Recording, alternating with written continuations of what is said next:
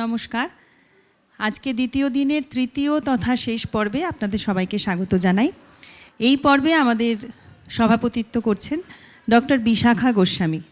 বিশাখাদিকে মঞ্চের সামনে আসতে অনুরোধ করি এবং রবীন্দ্রসঙ্গীত বিভাগের অধ্যাপকদের আঁখি, কুশনি সবাইকে একটু বলছি দিদিকে বরণ করে নিতে। প্লিজ এখানে আসুন।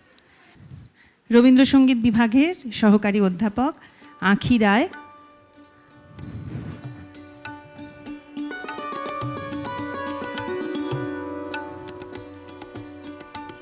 আঁখি, দুর্বা এবং কুশনি এরা দিদিকে বরণ করে নিচ্ছেন।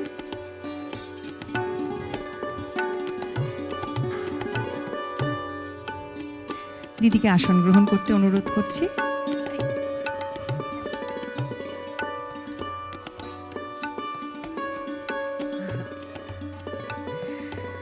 অধ্যাপিকা দিদি বসুন প্লিজ।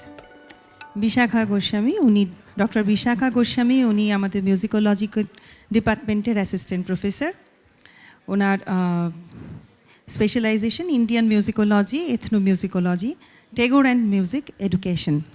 এইটুকু বললে দিদির সম্পর্কে খুব কমই বলা হয়, প্রচুর পাবলিকেশন অনেক কিছু আছে, সেটা সংক্ষেপ করে দিলাম। এই পর্ব আমরা শুরু করছি। এই পর্বে আমাদের প্রথম বক্তা অর্জুন কুমার মহন্ত। উনি কি অনলাইনে এসেছেন? আচ্ছা, যারা আগে অফলাইনে আছেন তাদের ডাকছি। দ্বিতীয় নাম কলি Banerjee, research scholar, department of RSDD, সঙ্গীত ভবন, Visva Bharati.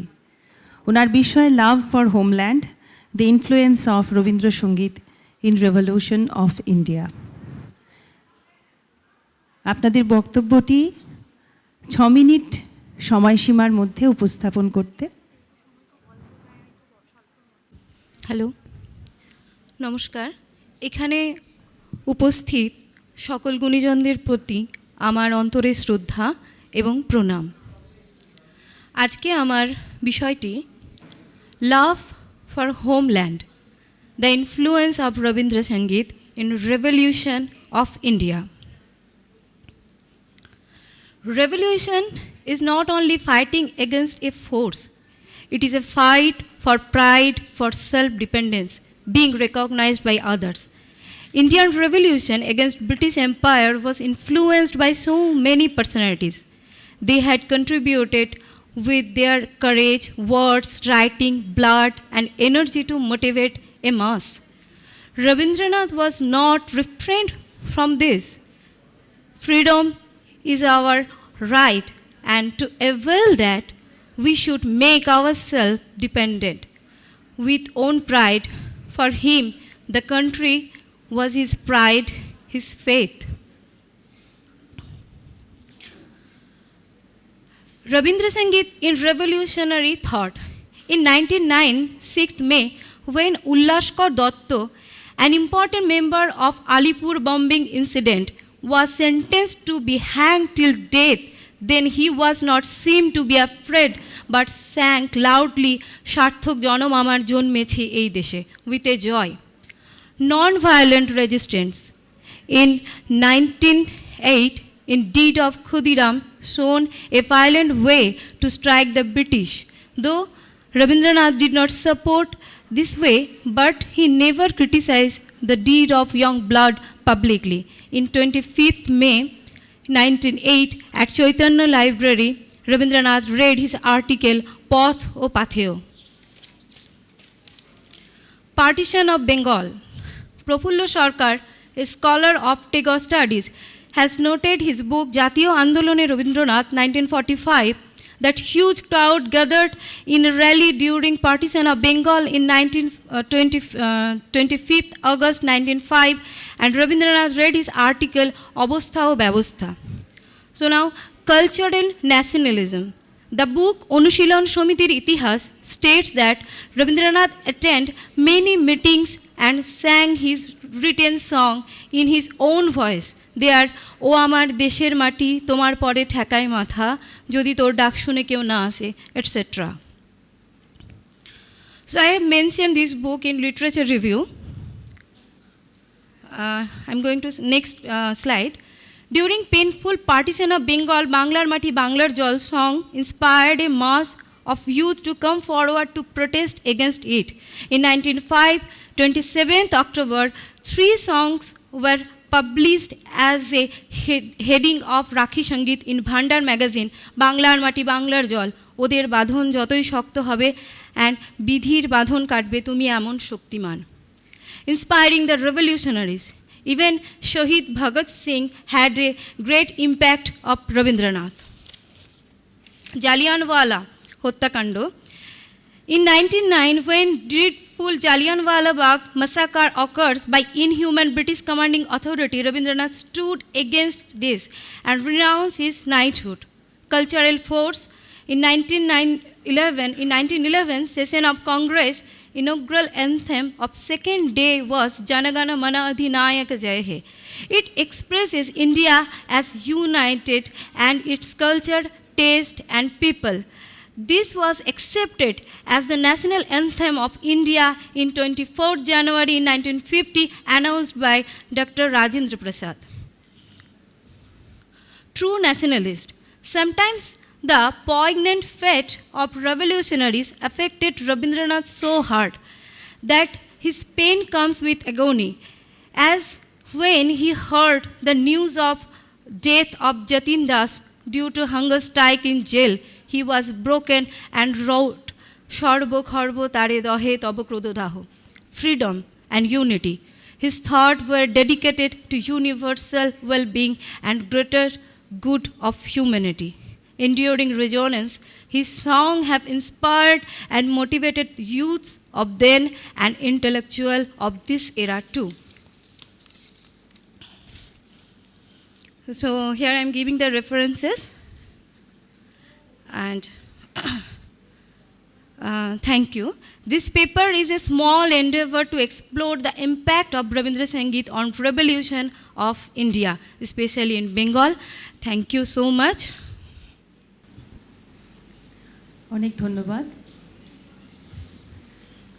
Thank you so much, Koli Banerjee, the scholar, research scholar, Department of Rabindra Sangeet, Dance and Drama from Vishwa Bharati, Shantiniketan. So I must express our gratitude, our thanks to you for your wonderful presentation, and that reflects the love and dedication of Rabindranath Tagore towards his motherland. And yes, it's very true. You have truly expressed that revolution is not violence. Rabindranath didn't actually support the violence. He was a nationalist, and that was the demand of the time, demand of the period. That was a turmoiling period. During that period, Rabindranath wrote his revolutionary songs, and dramas, and poems, and that inspired the whole nation. Thank you so much for this presentation. And I found your reference quite interesting, because some of the books you have mentioned, I have not even gone through. So I will be interested to check these books if possible. So let me be in touch with you in future. Thank you so much. Thank you. So I request the next one. Thank you. পরবর্তী বক্তা Shreyasi Banerjee, voice artist, ex student, department of Rabindra Sangeet, Rabindrabharati. ওনার বিষয় নিত্যদিনের জীবন, নান্দনিক চেতনা ও কণ্ঠশিল্পে রবীন্দ্রনাথের প্রাসঙ্গিকতা, একটি বিশ্লেষণাত্মক এবং ব্যক্তিগত পর্যবেক্ষণ। সকলকে আমার সশ্রদ্ধ প্রণাম জানিয়ে আমার বক্তব্য আরম্ভ করছি। আজকের এই গম্ভীর ও তাৎপর্যপূর্ণ পরিসরে উপস্থিত মাননীয় অতিথিবৃন্দ, চেয়ারপারসন অ্যান্ড মডারেটর ম্যাম, সবাইকে আমার প্রণাম জানাই। আমাদের প্রিয় শিক্ষাগুরুদের, বিভাগীয় প্রধান এবং সকল বিশিষ্ট ব্যক্তিত্বের প্রতি আমার আন্তরিক কৃতজ্ঞতা জ্ঞাপন করছি। আজকে আমার এই পর্যবেক্ষণটি সমসাময়িক এবং ভবিষ্যতের এক অনিবার্য সম্ভাবনার প্রকাশ। আমার এই বিষয়টি নির্বাচনের জন্য যিনি আমায় উৎসাহ দিয়েছেন তিনি আমার গুরু শ্রী অভিজিৎ মজুমদার। তিনি আমার এই ব্যক্তিগত রবীন্দ্র পর্যবেক্ষণকে এক বাস্তব রূপ দেওয়ার জন্য উদ্বুদ্ধ করেছেন। অভিজিৎ দাকে আমি আমার সশ্রদ্ধ প্রণাম জানিয়ে আমার বক্তব্য আরম্ভ করছি। আমি শ্রেয়সী ব্যানার্জি, রবীন্দ্রসঙ্গীত বিভাগে স্নাতকোত্তর স্তরের প্রাক্তন ছাত্রী এবং পেশায় একজন কণ্ঠশিল্পী। আজ আমি নিত্যদিনের জীবন, নান্দনিক চেতনা ও কণ্ঠশিল্পে রবীন্দ্রনাথের প্রাসঙ্গিকতা একটি বিশ্লেষণাত্মক ও ব্যক্তিগত পর্যবেক্ষণ শীর্ষক আমার গবেষণার মূল ভাবনাগুলি সংক্ষেপে আপনাদের সামনে তুলে ধরার চেষ্টা করব। রবীন্দ্রনাথ ঠাকুর বাংলা সাহিত্য ও সঙ্গীতের ইতিহাসে এমন এক ব্যক্তিত্ব যার সৃষ্টিকর্ম সময়ের গণ্ডি অতিক্রম করে মানুষের জীবনবোধের সঙ্গে গভীরভাবে যুক্ত হয়ে রয়েছে। তার সাহিত্যে সঙ্গীত ও চিন্তাধারার মধ্যে আমরা কেবল একটি যুগের প্রতিফলনই দেখি না, বরং দেখতে পাই মানুষের অন্তর্জগতের এক চিরন্তন অনুসন্ধানকে। আমার গবেষণার মূল অনুসন্ধান ছিল সমকালীন মানুষের নিত্যদিনের জীবন আর মানসিক অভিজ্ঞতা এবং শিল্পচর্চার পরিসরে রবীন্দ্রনাথ কিভাবে আজও প্রাসঙ্গিক হয়ে ওঠেন। আধুনিক সময়ে মানুষের জীবনযাত্রা দ্রুত পরিবর্তন হয়েছে, আমরা জানি। প্রযুক্তি ও যান্ত্রিকতার প্রভাব আমাদের দৈনন্দিন জীবনে গভীরভাবে উপস্থিত, কিন্তু মানুষের অনুভূতি আর আনন্দ, বেদনা, সংশয় ও প্রত্যাশা, এই মৌলিক অভিজ্ঞতাগুলি অপরিবর্তিতই থেকে গেছে আর কি। রবীন্দ্রনাথ তার সাহিত্য ও সঙ্গীতে এই মানবিক অভিজ্ঞতাগুলিকেই গভীর সংবেদনশীলতার সঙ্গে প্রকাশ করেছেন। ফলে তার সৃষ্টির মধ্যে দিয়ে আমরা নিত্যদিনের জীবনের বহু পরিচিত অনুভূতিকেই নতুনভাবে উপলব্ধি করতে পারি আজও। এই কারণেই তার সাহিত্য ও সঙ্গীত কেবল অতীতের সম্পদ হয়ে থাকে না, বরং তা সমকালীন জীবনবোধের সঙ্গেও গভীরভাবে সম্পর্কযুক্ত। নান্দনিক চেতনার দিক থেকে রবীন্দ্রনাথের অবদান বিশেষভাবে গুরুত্বপূর্ণ। তার কাছে সৌন্দর্য কেবল বাহ্যিক অলংকারের বিষয় নয়, বরং তা মানুষের অনুভূতি, প্রকৃতি এবং মানবিক সম্পর্কের সঙ্গে গভীরভাবে যুক্ত।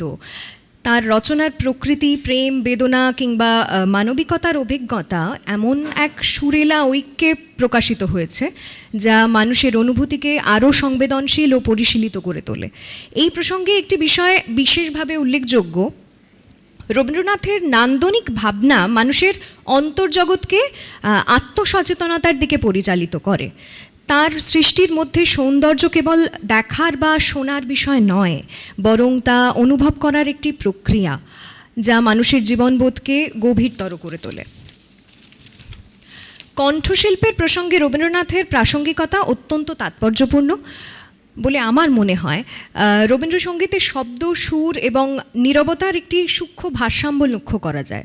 এখানে কণ্ঠ কেবল সুর পরিবেশনের মাধ্যমই নয়, বরং এটি অনুভূতি ও ভাবের সচেতন প্রকাশ। উচ্চারণের স্বচ্ছতা, শব্দের অর্থবোধ এবং ভাবের সংযম, এই উপাদানগুলি রবীন্দ্রসঙ্গীতকে একটি বিশেষ শিল্পরূপে পরিণত করেছে। তবে কণ্ঠশিল্পের ক্ষেত্রে রবীন্দ্রনাথের প্রাসঙ্গিকতা কেবল সঙ্গীত চর্চার মধ্যেই সীমাবদ্ধ নয়। বর্তমান সময়ে কণ্ঠশিল্পের ক্ষেত্র অনেক বিস্তৃত। সেখানে সঙ্গীতের পাশাপাশি আবৃত্তি, শব্দ সংযোজন বা ডাবিং আমরা বলে থাকি যাকে, অডিও স্টোরি বা ভয়েস পারফরমেন্সের মতো নানা ক্ষেত্রেও কণ্ঠ একটি গুরুত্বপূর্ণ শিল্প মাধ্যম হিসেবে ব্যবহার হচ্ছে। এই বিস্তৃত পরিসরে রবীন্দ্রনাথের ভাষা সংবেদন, শব্দের স্বচ্ছতা এবং আবেগের সূক্ষ্ম প্রকাশের যে চর্চা আমরা তার সৃষ্টিতে দেখতে পাই, তা আজকের কণ্ঠশিল্পের জন্যও বিশেষভাবে প্রাসঙ্গিক হয়ে ওঠে। আমার কাছে অন্তত এটা প্রচণ্ড প্রাসঙ্গিক হয়ে উঠেছে। একজন কণ্ঠশিল্পী হিসেবে ব্যক্তিগত অভিজ্ঞতার আলোকে আমি অনুভব করেছি যে রবীন্দ্রনাথের সৃষ্টি কণ্ঠকে কেবল পরিবেশনের একটি মাধ্যম হিসেবেই নয়, বরং অনুভূতির একটি সচেতন ও সংযত প্রকাশ হিসেবে গড়ে তুলতে সাহায্য করে। শব্দের প্রতি সংবেদনশীলতা, উচ্চারণের শুদ্ধতা এবং ভাবের সূক্ষ্ম নিয়ন্ত্রণ, এই দিকগুলি আজকের ভয়েস পারফরমেন্সের ক্ষেত্রেও অর্থাৎ কণ্ঠ পরিবেশনের ক্ষেত্রে অত্যন্ত গুরুত্বপূর্ণ। এই দৃষ্টিকোণ থেকে বলা যায় রবীন্দ্রনাথের সঙ্গীত ও ভাষা চিন্তা কণ্ঠশিল্পের একটি বিস্তৃত নান্দনিক ভিত্তি তৈরি করে, যা সমকালীন হয়ে এসছে যা সমকালীন শিল্পচর্চার বিভিন্ন ক্ষেত্রেও প্রভাব বিস্তার করতে পারে। অতএব আমার গবেষণার আলোচনার ভিত্তিতে বলা যায় রবীন্দ্রনাথের সৃষ্টি কেবল একটি সাহিত্যিক বা সঙ্গীত ঐতিহ্যের অংশ নয়, বরং তা মানুষের নিত্যদিনের জীবনবোধ, নান্দনিক চেতনা এবং কণ্ঠশিল্পের বিভিন্ন ধারায় আজও এক জীবন্ত অনুপ্রেরণা হিসেবে কাজ করে। এই ছিল আজকে আমার গবেষণার সংক্ষিপ্ত আলোচনা। সবাইকে অনেক ধন্যবাদ। ধন্যবাদ। থ্যাংক ইউ সো মাচ, অনেক অশেষ ধন্যবাদ। আর ফুল পেপারগুলোর অপেক্ষায় আমরা থাকবো। হ্যাঁ, নিশ্চয়ই কিছু একটা পাবলিকেশনের চিন্তাভাবনা হবে। খুবই ইন্টারেস্টিং, অশেষ ধন্যবাদ। আচ্ছা, পরের জনকে ডেকে নিই। পরবর্তী বক্তা সুস্মিতা মণ্ডল, রবীন্দ্রসঙ্গীত বিভাগের MA ফাইনাল ইয়ারের ছাত্রী, বিষয় রবীন্দ্রসঙ্গীতের গায়কী। নমস্কার, গুরুজনদের আমার প্রণাম জানিয়ে এবং সকলকে আমার শুভেচ্ছা জানিয়ে আমি আমার বক্তব্য শুরু করছি। আজকে আমার বিষয় হলো রবীন্দ্রসঙ্গীতের গায়কী। গায়কী কথাটির সঙ্গে ঐতিহ্য কথাটির একটি ঘনিষ্ঠ সম্পর্ক আছে। বহুদিন ধরে একটি গায়ন রীতির ফলে সঙ্গীতের যে রূপ ও রীতিটি পরিস্ফুট ও প্রতিষ্ঠিত, তাই হলো গায়কী। প্রখ্যাত রবীন্দ্রসঙ্গীত শিল্পী সুচিত্রা মিত্রের মতে, গায়কী বলতে আমি কিন্তু ঢং বোঝাচ্ছি না। ঢং বস্তুটি সম্পূর্ণ ব্যক্তিগত। ব্যক্তিত্বের পার্থক্যের জন্য বিভিন্ন শিল্পীর গাইবার ঢং বদলাতে পারে, কিন্তু গায়কী বদলায় না। রবীন্দ্রসঙ্গীতের শিল্পীর মৌলিকত্ব প্রকাশের বিশেষ কোনো অবকাশ নেই। এ বিষয়ে কবিগুরু বলেছেন, আমি তো নিজের রচনাকে খণ্ড বিখণ্ড করতে অনুমতি দিইনি।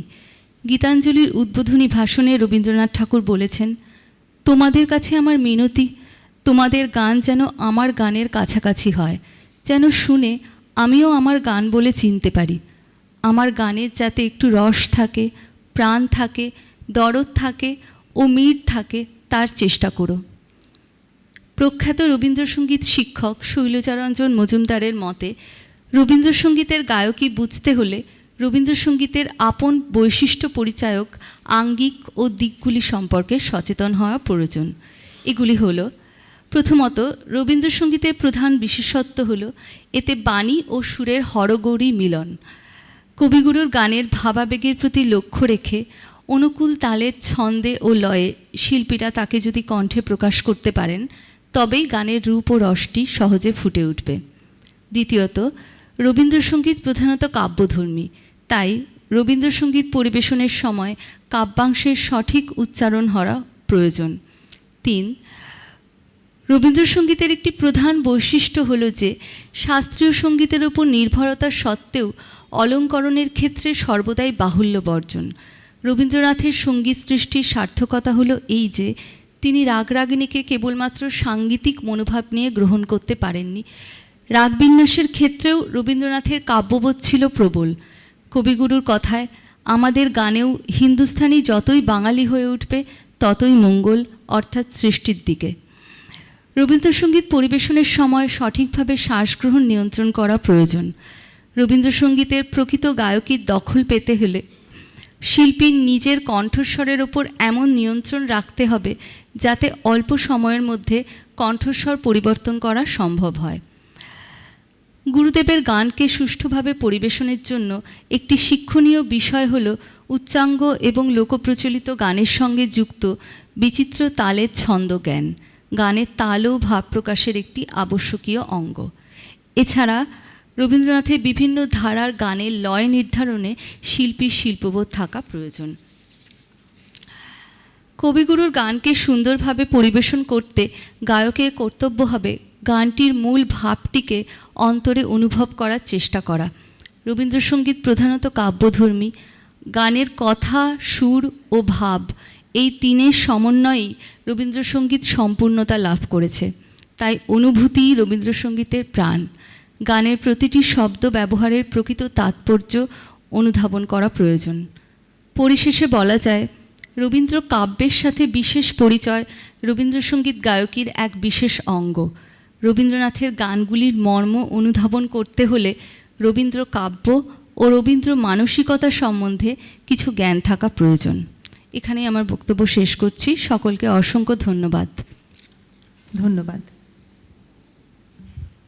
আমাদের পক্ষ থেকেও অসংখ্য ধন্যবাদ। খুব ভালো, ইন্টারেস্টিং একটা প্রয়োজনীয় একটা বিষয়। আচ্ছা, পরবর্তী বক্তাকে ডেকে নেব। পরবর্তী বক্তা মেঘনা ঠাকুর, ডান্স ডিপার্টমেন্ট MA 4th সেমের ছাত্রী, বিষয় dancing the invisible, movement encoded in Robindra Sangeet and its expression through Robindra Nritya. Good afternoon to one and all present here. Today I, Meghna Thakur, from Rabindra Bharati University Dance Department, would like to present my paper. It is my honor to present my paper titled Dancing the Invisible, movement encoded in Rabindra Sangeet and its expression through Rabindra Nritya. Let me begin with a simple thought. When we listen to a song, we usually experience it through sound. But sometimes the music itself seems to suggest movements. These ideas lead to a central question of my research. Is Rabindra Nritya simply dance performed with Rabindra Sangeet, or it is the movement already present within the song itself? My research argues that Rabindra Nritya is not an external choreography added to Rabindra Sangeet. Rather, it is an embodied translation of the song, where the dancer reveals the movement already latent in the lyrics, melody, and emotional atmosphere. To understand this relationship, my study focuses on the creative period between 1881 to 1833, beginning with the Balmiki Pratibha and continuing to the dance drama Nutir Puja and Tasher Desh. During this time, Rabindranath Tagore developed a unique artistic visionary where poetry, music, theatre, and movement worked together as an integrated expressive language. In Rabindra Sangeet, the lyrics themselves often suggest movement.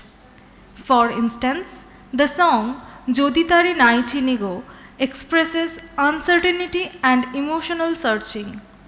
In Rabindra Nritya, these feelings may appear through gentle pauses, shifting gaze, and suspended movements, where the dancer embodies the emotional hesitation already present in the text. Language also shapes choreography. Words such as Ami, meaning I, often suggest individual choreography, while expression like Amra, meaning we, may encourage collective movement or group formation. Another important relationship exists between melody and movement. The melodic contour of Rabindra Sangeet often guides bodily expression. Rising melody phrases inspire upward expansion of the body, whereas descending phrases encourages innerward or grounded movement. In Rabindra Nritya, the dancer listens closely to the breath and the phrasing of the music, allowing the body to move with the song. Thus, the dance do not dominate the music, rather it reveals the musical essence of Rabindra Sangeet. Tagore's creative approach was also influenced by intercultural encounter. During his travel to Java Valley, Sri Lanka and Europe, he observed different dances and theatre traditions. These experiences expanded his understanding of movement aesthetics. From Southeast Asia traditions, he absorbed flowing arm movement and expressive gesture, while European theatre influenced his ideas of stage composition and group choreography. However, Tagore did not imitate these forms. Instead, he integrated them into a distinctive artistic language rooted in Indian aesthetics. Another important dimension Rabindra Nritya is its embodied emotion experience. Modern theories of embodied suggest that emotion are not only expressed through the body but also experienced through the movement itself. The Rabindra Nritya, the dancer body respond directly to the emotional atmosphere of the song. Devotion may appear through lower gaze and innerward gesture. Joy may unfold through expansive movement, while hesitation may appear through stillness or subtle shifts of weight. Through this process, the emotional essence of Rabindra Sangeet become visible through the living body. These embodied expression become especially powerful in Tagore's dance dramas. In একটু সংক্ষিপ্ত করতে হবে এবার। In Tashet Desh, for example, rigid mechanical movement symbolize social structure, while fluid and expressive movement represent freedom and liberation. Through choreography, Tagore communicates physiological and social ideas beyond words. To conclude, Rabindranath Tagore artistic experiment between 1881 to 1933 create a profound synthesis of music, poetry and movement. Rabindranritya should therefore be understood simply as dance performed with Rabindra Sangeet. Instead, it is the embodied manifestation of the song itself. Through careful interpretation of lyrics, melody and emotion, the dancer reveals the movement already hidden in the music. The dancer do not decorate the song, it allows us to see the song is already expressing. Thank you. অনেক ধন্যবাদ মেঘনা ঠাকুর। Okay, thank you so much, Meghna. So, I appreciate your research, and I think this is your PhD work, or is it? No. So, you are still an MA from, okay, in the MA course. So, that is very innovative, and this is a very old question as you raised. Please, I can throw some light on that topic. Please be seated. And this is not new. Rabindranath himself already mentioned many times that his music is not merely music, it has movements itself. And the dance form he is creating is not merely the gestures, it also has meaning, it has music embedded in that movements also. So that is connected to very old ancient conception of dance. You know that in Bharata's Natashastra we found dance is connected to drama, that is bhava. Abhinaya Paksha is always there. No matter what classical dance is, it is. So that part is always there in Indian dance. Indian dance is connected to drama, bhava, and there is music, there is an inner meaning. In music also, you will find some possibilities are there where you can move your hands or your body to create some, choreography, always. Not only in India, these possibilities are there in everywhere. But particularly in India, as our text mentioned, that yes, our nritya is not only nritya. That is why we have nritya. Dantana ri tay tay and dantana ri tay jafala. So that is both with abhinaya and without abhinaya. So Rabindranath, yes, the speciality of Tagore is he is carrying that old Indian conception, whatever you say, of dance and music in his creations. So I think there is a very long and old connection from the root of this, from the very beginning of the Indian music that we found in the texts also. Thank you so much. Thank you. পরবর্তী বক্তা পুষ্পিতা অধিকারী, রবীন্দ্রসঙ্গীত বিভাগের BA 4th সেমের ছাত্রী। ওর বিষয় রবীন্দ্র চেতনায় বিরহ।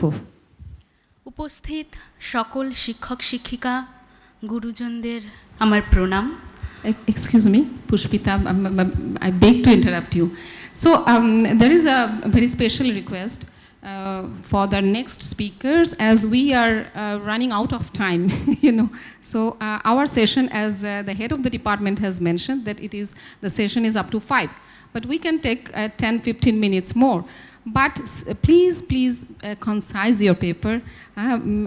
Just be focused on the main points only, as we are requesting you. Thank you so much. Thank you.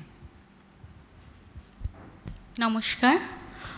উপস্থিত সকল শিক্ষক শিক্ষিকা গুরুজনদের আমার প্রণাম ও শ্রোতা বন্ধুদের আমার শুভেচ্ছা ও ভালোবাসা জানিয়ে আমার আজকের গবেষণাপত্র আমি উপস্থাপন করার চেষ্টা করছি। আমার আজকের বিষয় রবীন্দ্র চেতনায় বিরহ। বিরহ কম বেশি সকলের অন্তরেই বর্তমান। রবীন্দ্রনাথও তার ব্যতিক্রম ছিলেন না। বয়সের সংখ্যা বৃদ্ধির সাথে সাথে রবীন্দ্রনাথের কাছে বিরহ ব্যঞ্জনার যে ভাবনা, সেটা কিভাবে প্রকাশ পেয়েছে ও কিভাবে তার লেখার মধ্যে ধরা পড়েছে, সেটি আমার গবেষণাপত্রের মূল বিষয়। রবীন্দ্রনাথের উপলব্ধিতে যে বিরহ ব্যঞ্জনা, তাকে আমরা দুটি ভাগে ভাগ করতে পারি। প্রথমটি হলো বাহ্যিক জগতে ঘটা কোনো দুঃখজনক ঘটনা, যেমন প্রিয়জন বিয়োগের ব্যথায় ব্যথিত হবার কথা আমরা বলতে পারি। এই প্রিয়জন বিয়োগের জন্য ব্যথিত হয়ে পরম শক্তিকে স্মরণ করার মাধ্যমেও রবীন্দ্রনাথ যে বিরহ চেতনা আমাদের দেখিয়েছেন, সেটা একটা দিক হিসাবে আমি ভেবেছি। তার লেখা দুঃখ দিয়েছ ক্ষতি নাই গানটিতে এই বিরহ ব্যথাই ফুটে ওঠে। অর্থাৎ পার্থিব জগতের বিভিন্ন বিরহ, তার কথাই রবীন্দ্রনাথ বলেছেন। এটিকে আমি প্রথম ভাগে অন্তর্ভুক্ত করেছি। ধীরে ধীরে জীবনে ঘটে যাওয়া বিভিন্ন ঘটনার মাধ্যমে রবীন্দ্রনাথ এই বিরহ ব্যথার অনুভূতিটিকে বদলে ফেলতে বোধ করি সার্থক হয়েছিলেন বয়সের সংখ্যা বৃদ্ধির সাথে সাথে। দ্বিতীয় ভাগে সেটার বিশ্লেষণই আমি দেব। রবীন্দ্রনাথ তার আত্ম উপলব্ধির মাধ্যমে বুঝেছেন যে দুঃখকে উত্তরণের প্রথম ধাপ হিসেবে দেখা উচিত। তিনি খুঁজেছেন নিজের অন্তরে থাকা সেই আপন সত্তাটিকে, যে দুঃখের মাধ্যমেও আমাদের চেতনা প্রদান করবে। অর্থাৎ যে অপার্থিব দিকটি আমরা দেখতে পাই আমাদের প্রত্যেকের জীবনে, সেটির কথাই বলেছেন। তিনি কল্পনা কাব্যগ্রন্থে লিখছেন দুঃখ সময় যে কবিতাটি, তার মাধ্যমে আমরা দেখতে পাই যেখানে তিনি ক্লান্ত হতাশাগ্রস্ত হয়েও হাল ছেড়ে দিচ্ছেন না। নিজের অন্তরের মধ্যে অবস্থিত আরেকটি মানব সত্তাকে তিনি উপলব্ধি করছেন। আর এই মানব সত্তাকেই উপলব্ধি করার জন্য বারে বারে যে বিরহ ব্যঞ্জনা তিনি অনুভব করছেন, তার প্রমাণই পাওয়া যাচ্ছে তার লেখাতে। তার এই আপন সত্তার সাথে নিয়মিত কথোপকথন কখনো হতাশা, কখনো আকাঙ্ক্ষা, কখনো বা অপেক্ষায় রূপান্তর করছে। আর খুব স্বাভাবিকভাবেই এই অনুভূতিগুলো প্রকাশ করছেন তিনি তার কলমে।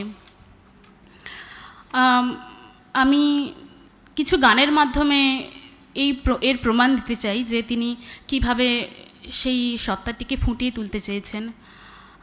দুঃখের বেশে এসেছো বলে মুখখানি করো মলিন বিধুর যাবার বেলা, আমার দিন ফুরালো নিশিদিন মোর পড়ানে ইত্যাদি আরও বিভিন্ন গানের মাধ্যমে তিনি এই যে অন্তরের উপলব্ধিটিকে প্রকাশ করতে চেয়েছেন। সবশেষে বলা যায় রবীন্দ্রনাথ বিরহের হতাশায় নিজেকে কখনো নিমজ্জিত করেননি। বিরহ ব্যথাকে স্মরণে, মননে ও আত্ম উপলব্ধিতে রেখে নিজেকে উত্তরণের পথে এগিয়ে নিয়ে গেছেন। রবীন্দ্রনাথের এই বার্তা বর্তমান প্রজন্মের স্মরণে রেখে নিজের জীবন পরিচালনা করা উচিত বলেই আমার মনে হয়, এবং এটি আমার গবেষণাপত্রের ভাবনা ছিল। নমস্কার। অনেক ধন্যবাদ পুষ্পিতা। আমাদের পরবর্তী বক্তা ইপসিতা দে, ওর বিষয় বেতারের সঙ্গে রবীন্দ্রনাথের সম্পর্ক। যতটা সম্ভব কম সময় নেওয়ার চেষ্টা করছি। নমস্কার। উপস্থিত সকল গুরুজনকে আমার প্রণাম জানাই, সমবয়সী এবং ছোটদের ভালোবাসা এবং শুভেচ্ছা জানাই। কলকাতা বেতারের সঙ্গে রবীন্দ্রনাথের সম্পর্ক, এই হচ্ছে আজকে আমার বিষয়। আমি ব্যক্তিগত জীবনে বেতার এবং রবীন্দ্রসঙ্গীতের সঙ্গে শৈশব এবং কৈশোর বয়স থেকে জড়িয়ে আছি। কথা আমরা সবাই জানি যে রবীন্দ্রসঙ্গীতের প্রসার এবং জনপ্রিয়তার ইতিহাসে বেতার একটি অন্যতম নাম। এবার আসি সূচনা পর্বে। কিছু কিছু গল্প আমি আপনাদের শোনাবো আজকে, যেগুলো একদম অজানা ছিল আমাদের কাছে। ভারতে বেতার সম্প্রচারের সূচনা হয় 1927 সালের 23শে জুলাই বোম্বেতে।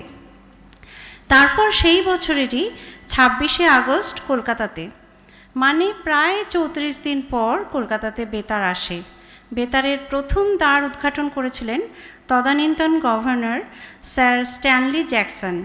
সেই সময় বেতারের প্রথম নাম ছিল ইন্ডিয়ান ব্রডকাস্টিং কোম্পানি এবং পরে এর নাম হলো অল ইন্ডিয়া রেডিও। প্রথম স্টেশন ডিরেক্টর ছিলেন সিসিএন ওয়ালিক, যিনি বিবিসি থেকে এসেছিলেন। রেডিওর প্রথম অফিস ছিল 1 নম্বর গ্যাস্টিন প্লেস, যেটি বিবাদে অবস্থিত। বর্তমানে সেই অফিসটি আর নেই, সেই জায়গায় হয়েছে অরবিট গ্রুপের একটি বিল্ডিং, যেটি এখন সার্ভিস সেন্টার হিসেবে রয়েছে। আপনারা গুগল সার্চ করলে দেখতে পারবেন। এই অফিসটি ইডেন গার্ডেন্সে চলে এসেছিল, মানে 1 নম্বর গ্যাস্টিন প্লেস থেকে চলে এসেছিল 1958 সালে। তার মানে প্রায় 31 বছর পর চলে এলো। বলা যায় সেই সময় থেকেই, বলা হয় এবং মনে করা হয় সেই সময় থেকেই বেতারের আধুনিকতার সূচনা হলো। প্রথম দিনের অনুষ্ঠানের সম্পর্কে কিছু বলি।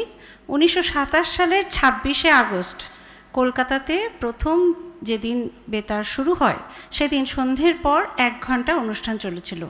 সর্বপ্রথম গান গেয়েছিলেন সেদিন স্বর্গীয় দীনেন্দ্রনাথ ঠাকুর। গানটি ছিল আমারে কে নিবি ভাই। দ্বিতীয় গান গেয়েছিলেন স্বর্গীয় শ্রীকৃষ্ণচন্দ্র দে মহাশয়, খেয়াল দেশ মল্লার রাগের ওপর। তার গানের সঙ্গে তবলায় সঙ্গত করেছিলেন স্বর্গীয় শ্রী রাইচাঁদ বড়াল মহাশয়। এই সময় রবীন্দ্রনাথ খুব অসুস্থ ছিলেন, তাই এই অনুষ্ঠানে সশরীরে অংশগ্রহণ করতে পারেননি। গল্প বলে শুনিয়েছিলেন স্বর্গীয় মণিলাল গঙ্গোপাধ্যায় মহাশয়। এবার আসি কার্শিয়াং বেতার কেন্দ্রের উদ্বোধন অনুষ্ঠানে। রবীন্দ্রনাথের মৃত্যুর প্রায় 21 বছর পর, এর বেশ কিছুদিন পর, তার মানে 1962 সালে, ঠিক 35 বছর পরে, সরি ওটা একটা ভুল হলো আমার, 35 বছর পরে, মানে 35 বছর হচ্ছে আমার শুরুর থেকে আমি বলছি আর কি, 1927 থেকে পাহাড়ে কার্শিয়াংয়ে আকাশবাণীর একটি কেন্দ্র উদ্বোধনের দিন স্থির হলো। এই উপলক্ষে বিশিষ্ট সঙ্গীত শিল্পী পঙ্কজ কুমার মল্লিককে আমন্ত্রণ জানানো হয়। শ্রীযুক্ত পঙ্কজ কুমার মল্লিক একটি শর্তেই নিমন্ত্রণ গ্রহণ করতে রাজি হন, যদি বেতারের উদ্দেশ্যে কবিগুরুর লেখা অনবদ্য বাংলা কবিতাটি বিশ্বভারতীর অনুমোদনে সুর সংযোজন করে গাইবার পাকাপাকি ব্যবস্থা করে দেওয়া হয়। এই প্রসঙ্গে বলে রাখি, রবীন্দ্রনাথ বেতারের উদ্দেশ্যে একটি অনবদ্য কবিতা রচনা করেছিলেন, যেটি ছিল ধরার আঙিনা হতে, 1938 সালে। এই কবিতাটিতে আমরা প্রথম আকাশবাণী কথাটির উল্লেখ পাই। 1962 সালের তথ্য ও বেতার মন্ত্রী শ্রীযুক্ত গোপাল রেড্ডি মহাশয় ব্যক্তিগত প্রচেষ্টায় পঙ্কজ কুমার মল্লিকের ইচ্ছানুসারে সেই ব্যবস্থা করে দিয়েছিলেন।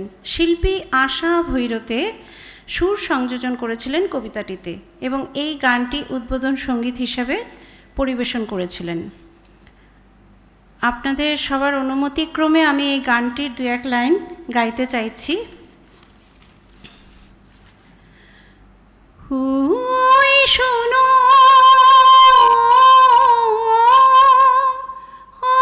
ওই শোনো, ওই শোনো, ধরার আঙিনা হতে ওই শোনো উঠিল আকাশবাণী, অমর লোকের মহিমা দিল যে,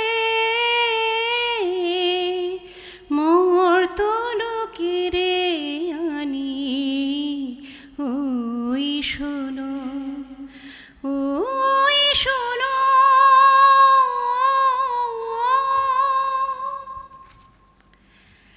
শ্রীযুক্ত পঙ্কজ কুমার মল্লিকের বাসনা ছিল এই গানটি আকাশবাণীর সিগনেচার সং বা মন্ত্র সঙ্গীত রূপে প্রচারিত হোক, কিন্তু কোনো বিশেষ কারণে তার সেই বাসনা পূর্ণ হয়নি। এবার আসছি সাংস্কৃতিক প্রভাব।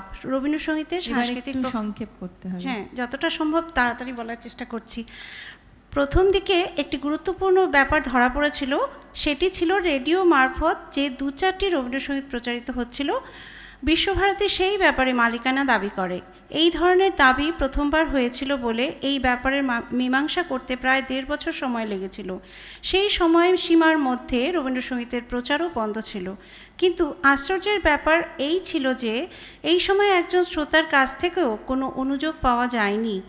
এর থেকে এটি মনে হয়েছিল যে বহুল শ্রবণ অনুকূল রুচির সৃষ্টি করে। রেডিওতে শিক্ষামূলক অনুষ্ঠান। অল ইন্ডিয়া রেডিও নামকরণের অনেক আগে থেকেই কলকাতা রেডিও বহু শিল্পীর গীতি চর্চার কেন্দ্র হয়ে উঠেছিল।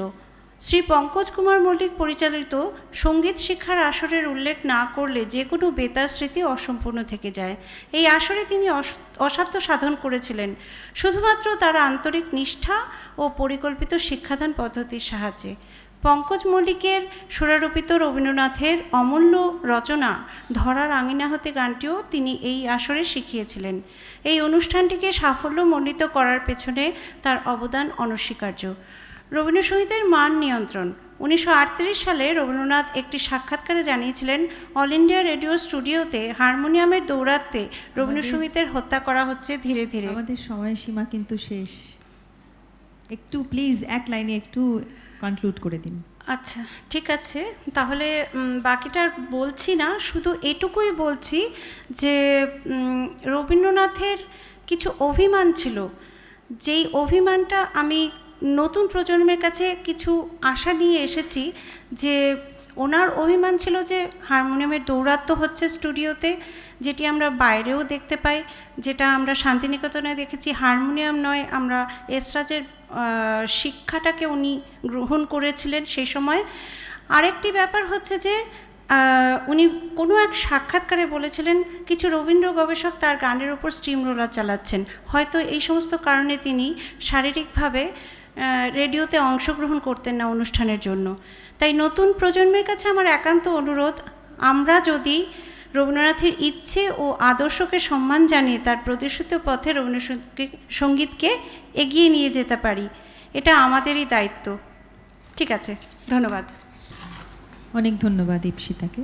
হ্যাঁ, ইপসিতা ম্যাডামকে ধন্যবাদ জানাই। একটা যে গানটি আপনি শোনালেন, এটা সত্যি আমরা শুনি না সচরাচর।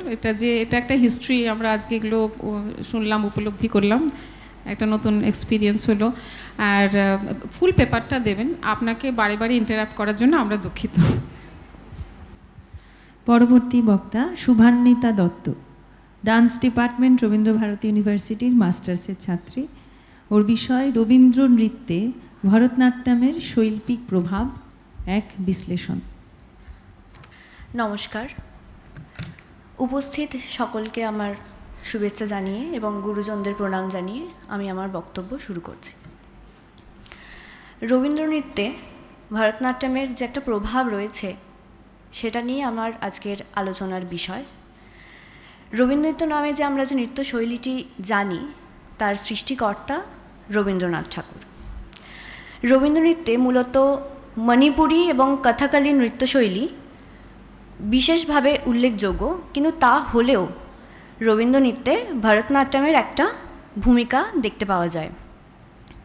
রবীন্দ্রনাথ ঠাকুর মণিপুরী এবং কথাকলি নৃত্যশৈলীকে সরাসরি বিশ্বভারতীতে চর্চার উদ্দেশ্যে নিয়োগ করেছিলেন, কিন্তু ভরতনাট্যমকে সরাসরি নিয়োগ না করলেও ভরতনাট্যমের যে একটা প্রভাব রয়েছে তার একটা বিশেষ উদাহরণ হচ্ছে ভরতনাট্যমের মুদ্রা, আডাভুজ, আরামান্ডি, মুরামান্ডি ইত্যাদি, এবং ভরতনাট্যমের ওভারঅল আঙ্গিক আমরা রবীন্দ্রনৃত্যে দেখতে পাই। গুরুদেব কথাকলি নৃত্য শিক্ষার উদ্দেশ্যে কেরালা থেকে বিখ্যাত ভরতনাট্যম ও কথাকলি নৃত্যশিল্পী কল্যাণী আম্মাকে বিশ্বভারতীতে নিয়ে আসেন। এছাড়াও কেরালার কালামান্ডালাম থেকে গুরু শ্রী কেলু নায়ারকে কথাকলি নৃত্যগুরু হিসেবে নিয়ে আসেন শান্তিনিকেতনে। এই কেরালা থেকে আগত নৃত্যগুরুরা বিশ্বভারতীতে কথাকলি নৃত্য শিক্ষার জন্য আসলেও তাদের ভরতনাট্যমের প্রতি যথেষ্ট জ্ঞান ছিল, কারণ কেরালাতে কথাকলির পাশাপাশি ভরতনাট্যমেরও চর্চা ছিল। ফলে এই সব গুরুদের দ্বারা যখন রবীন্দ্রনৃত্য পরিচালিত হতো তখন সেই ক্ষেত্রে নৃত্যের আঙ্গিকে ভরতনাট্যমের একটা প্রভাব লক্ষ্য করা যায়। এই প্রসঙ্গে বলা যায় মৃণালিনী সারাভাই ছিলেন একজন বিখ্যাত ভরতনাট্যম নৃত্যশিল্পী। তিনি শান্তিনিকেতনে আসেন গুরুদেবের কাছে নৃত্য শিক্ষার গ্রহণের উদ্দেশ্যে, এবং তিনি শান্তিনিকেতনে চণ্ডালিকা নৃত্যনাট্যে মায়ের চরিত্রে নৃত্য পরিবেশন করেন। এছাড়াও শ্যামা নৃত্যনাট্যে বজ্রসেন চরিত্রটির ক্ষেত্রে কথাকলির সাথে সাথে ভরতনাট্যমের আঙ্গিক কাথাকালির সাথে সাথে ভরতনাট্যমের আঙ্গিকও লক্ষ্য করা যায়। চিত্রাঙ্গনা নৃত্যনাট্যের ক্ষেত্রে সখীরা কখনো মণিপুরী আবার কখনো ভরতনাট্যমের আঙ্গিকে নৃত্য পরিবেশন করে থাকে। সুতরাং আমরা এই নৃত্যনাট্যগুলো দেখলে বলতে পারবো যে নৃত্যনাট্যগুলির ক্ষেত্রে ভরতনাট্যমের যে একটা আঙ্গিকের প্রভাব রয়েছে তা খুবই স্পষ্ট। আমরা আবার রবীন্দ্র নৃত্যে পোশাকের দিকে যদি আমরা নজর রাখি তাহলে দেখতে পারবো রবীন্দ্র নৃত্যের পোশাকের এবং ভরতনাট্যমের পোশাকের মধ্যে কোনো মিল না থাকলেও বর্তমানে অনেক জায়গায় রবীন্দ্র নৃত্য উপস্থাপিত হচ্ছে একদম পুরোপুরি ভরতনাট্যমের আঙ্গিকে এবং ভরতনাট্যমের পোশাকে। কিন্তু রবীন্দ্রনাথ ঠাকুরের মতে এবং দৃষ্টিভঙ্গিতে গুরুদেব কিন্তু কখনোই অনুকরণ পছন্দ করতেন না, গুরুদেব অনুসরণ পছন্দ করতেন। তিনি বিভিন্ন নৃত্যশৈলী থেকে কিছু কিছু অংশ নিয়ে রবীন্দ্র নৃত্যে ইনক্লুড করেছিলেন। তাই রবীন্দ্র নৃত্য কখনোই ভরতনাট্যমের অনুকরণ নয়, বরং রবীন্দ্র নৃত্য হল রবীন্দ্রনাথ ঠাকুরের শৈল্পিক ভাবনা মিশ্রিত একটি স্বতন্ত্র নৃত্যধারা, যেখানে ভারতীয় শাস্ত্রীয় ও লোক সংস্কৃতির বিভিন্ন ধারার সুন্দর মিলন ঘটেছে। ধন্যবাদ। অনেক ধন্যবাদ শুভান্বিতা। পরবর্তী বক্তা Shubhraparna Biswas, research scholar, teaching assistant, sister Nivedita university.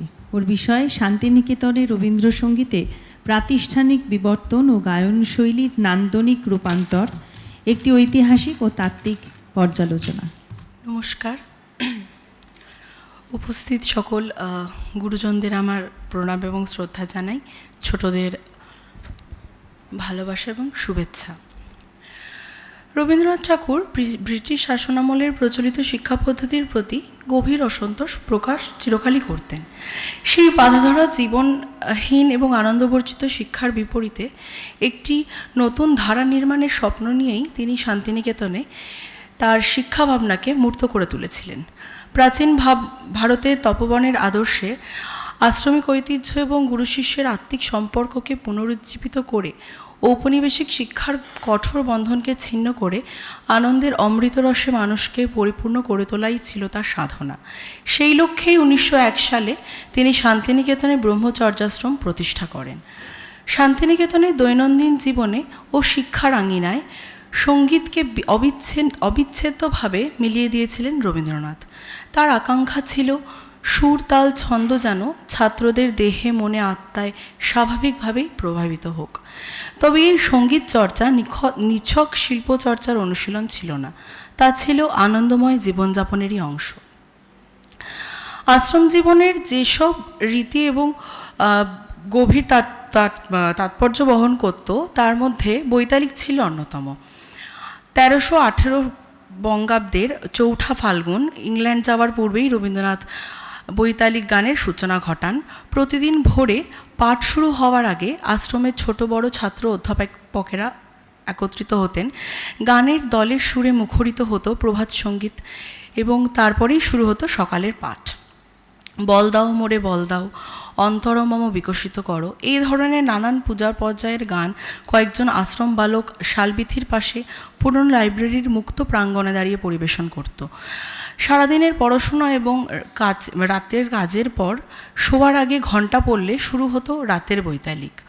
রাতের বেলায় আশ্রম বালকদের এক দল শালবিথিবে, মহারাজও একই সাজে বা আমার হিয়ার মাঝে লুকিয়েছিলে প্রভৃতি গান গেয়ে আশ্রমকে সুরমণ্ডিত করে তুলত। ঋতু পরিবর্তনের সঙ্গে সঙ্গে বৈতালিকের গানও বদলে যেত। ঋতুর মেজাজ ও রঙকে ধারণ করত সেই সুর। গানের দল গৌর প্রাঙ্গণ থেকে সুর তুলে আশ্রম পরিক্রমা করে আবার গৌর প্রাঙ্গণে ফিরে আসতো, সঙ্গে বাজত খোল মন্দিরা। বর্তমানেও শান্তিনিকেতনের শুক্লা চতুর্দশীর রাতে ও আমার চাঁদের আলো এবং 6ই পৌষ মহর্ষির দীক্ষা দিবসের পূর্ব রাতে আজই যত তারা তব আকাশে গেয়ে গানগুলি গিয়ে বৈতালিক পালিত হয়। বৈতালিকের মতন বিনোদন পর্ব ছিল রবীন্দ্রনাথের সৃষ্ট উপলক্ষগুলির মধ্যে একটি বিশেষ গুরুত্বপূর্ণ আয়োজন। 1902 সালে আশ্রমের অধ্যাপক এবং ছাত্ররা একসঙ্গে প্রাক কুঠিরে বাস করতেন। রবীন্দ্রনাথ সেখানে প্রতি সন্ধ্যায় এসে টেবিল হারমোনিয়াম বাজিয়ে আশ্রম বালকদের গান শেখাতেন। বিকেলে খেলাধুলার পর, সন্ধ্যা উপাসনার পর এই বিনোদন পর্ব শুরু হতো। সেখানে বিচিত্র বিভিন্ন ছোট নাটক, সভা সমিতির গল্পের আসর, বিভিন্ন অনেক কিছু করা হতো। সেই গল্পের আসরে অজিত চক্রবর্তী এবং জগদানন্দ রায়ের মতন অধ্যাপকেরা ছিলেন সবচেয়ে জনপ্রিয়। 1919 সাল পর্যন্ত এই বিনোদন পর্ব পূর্ণ উদ্যমেই চলেছিল।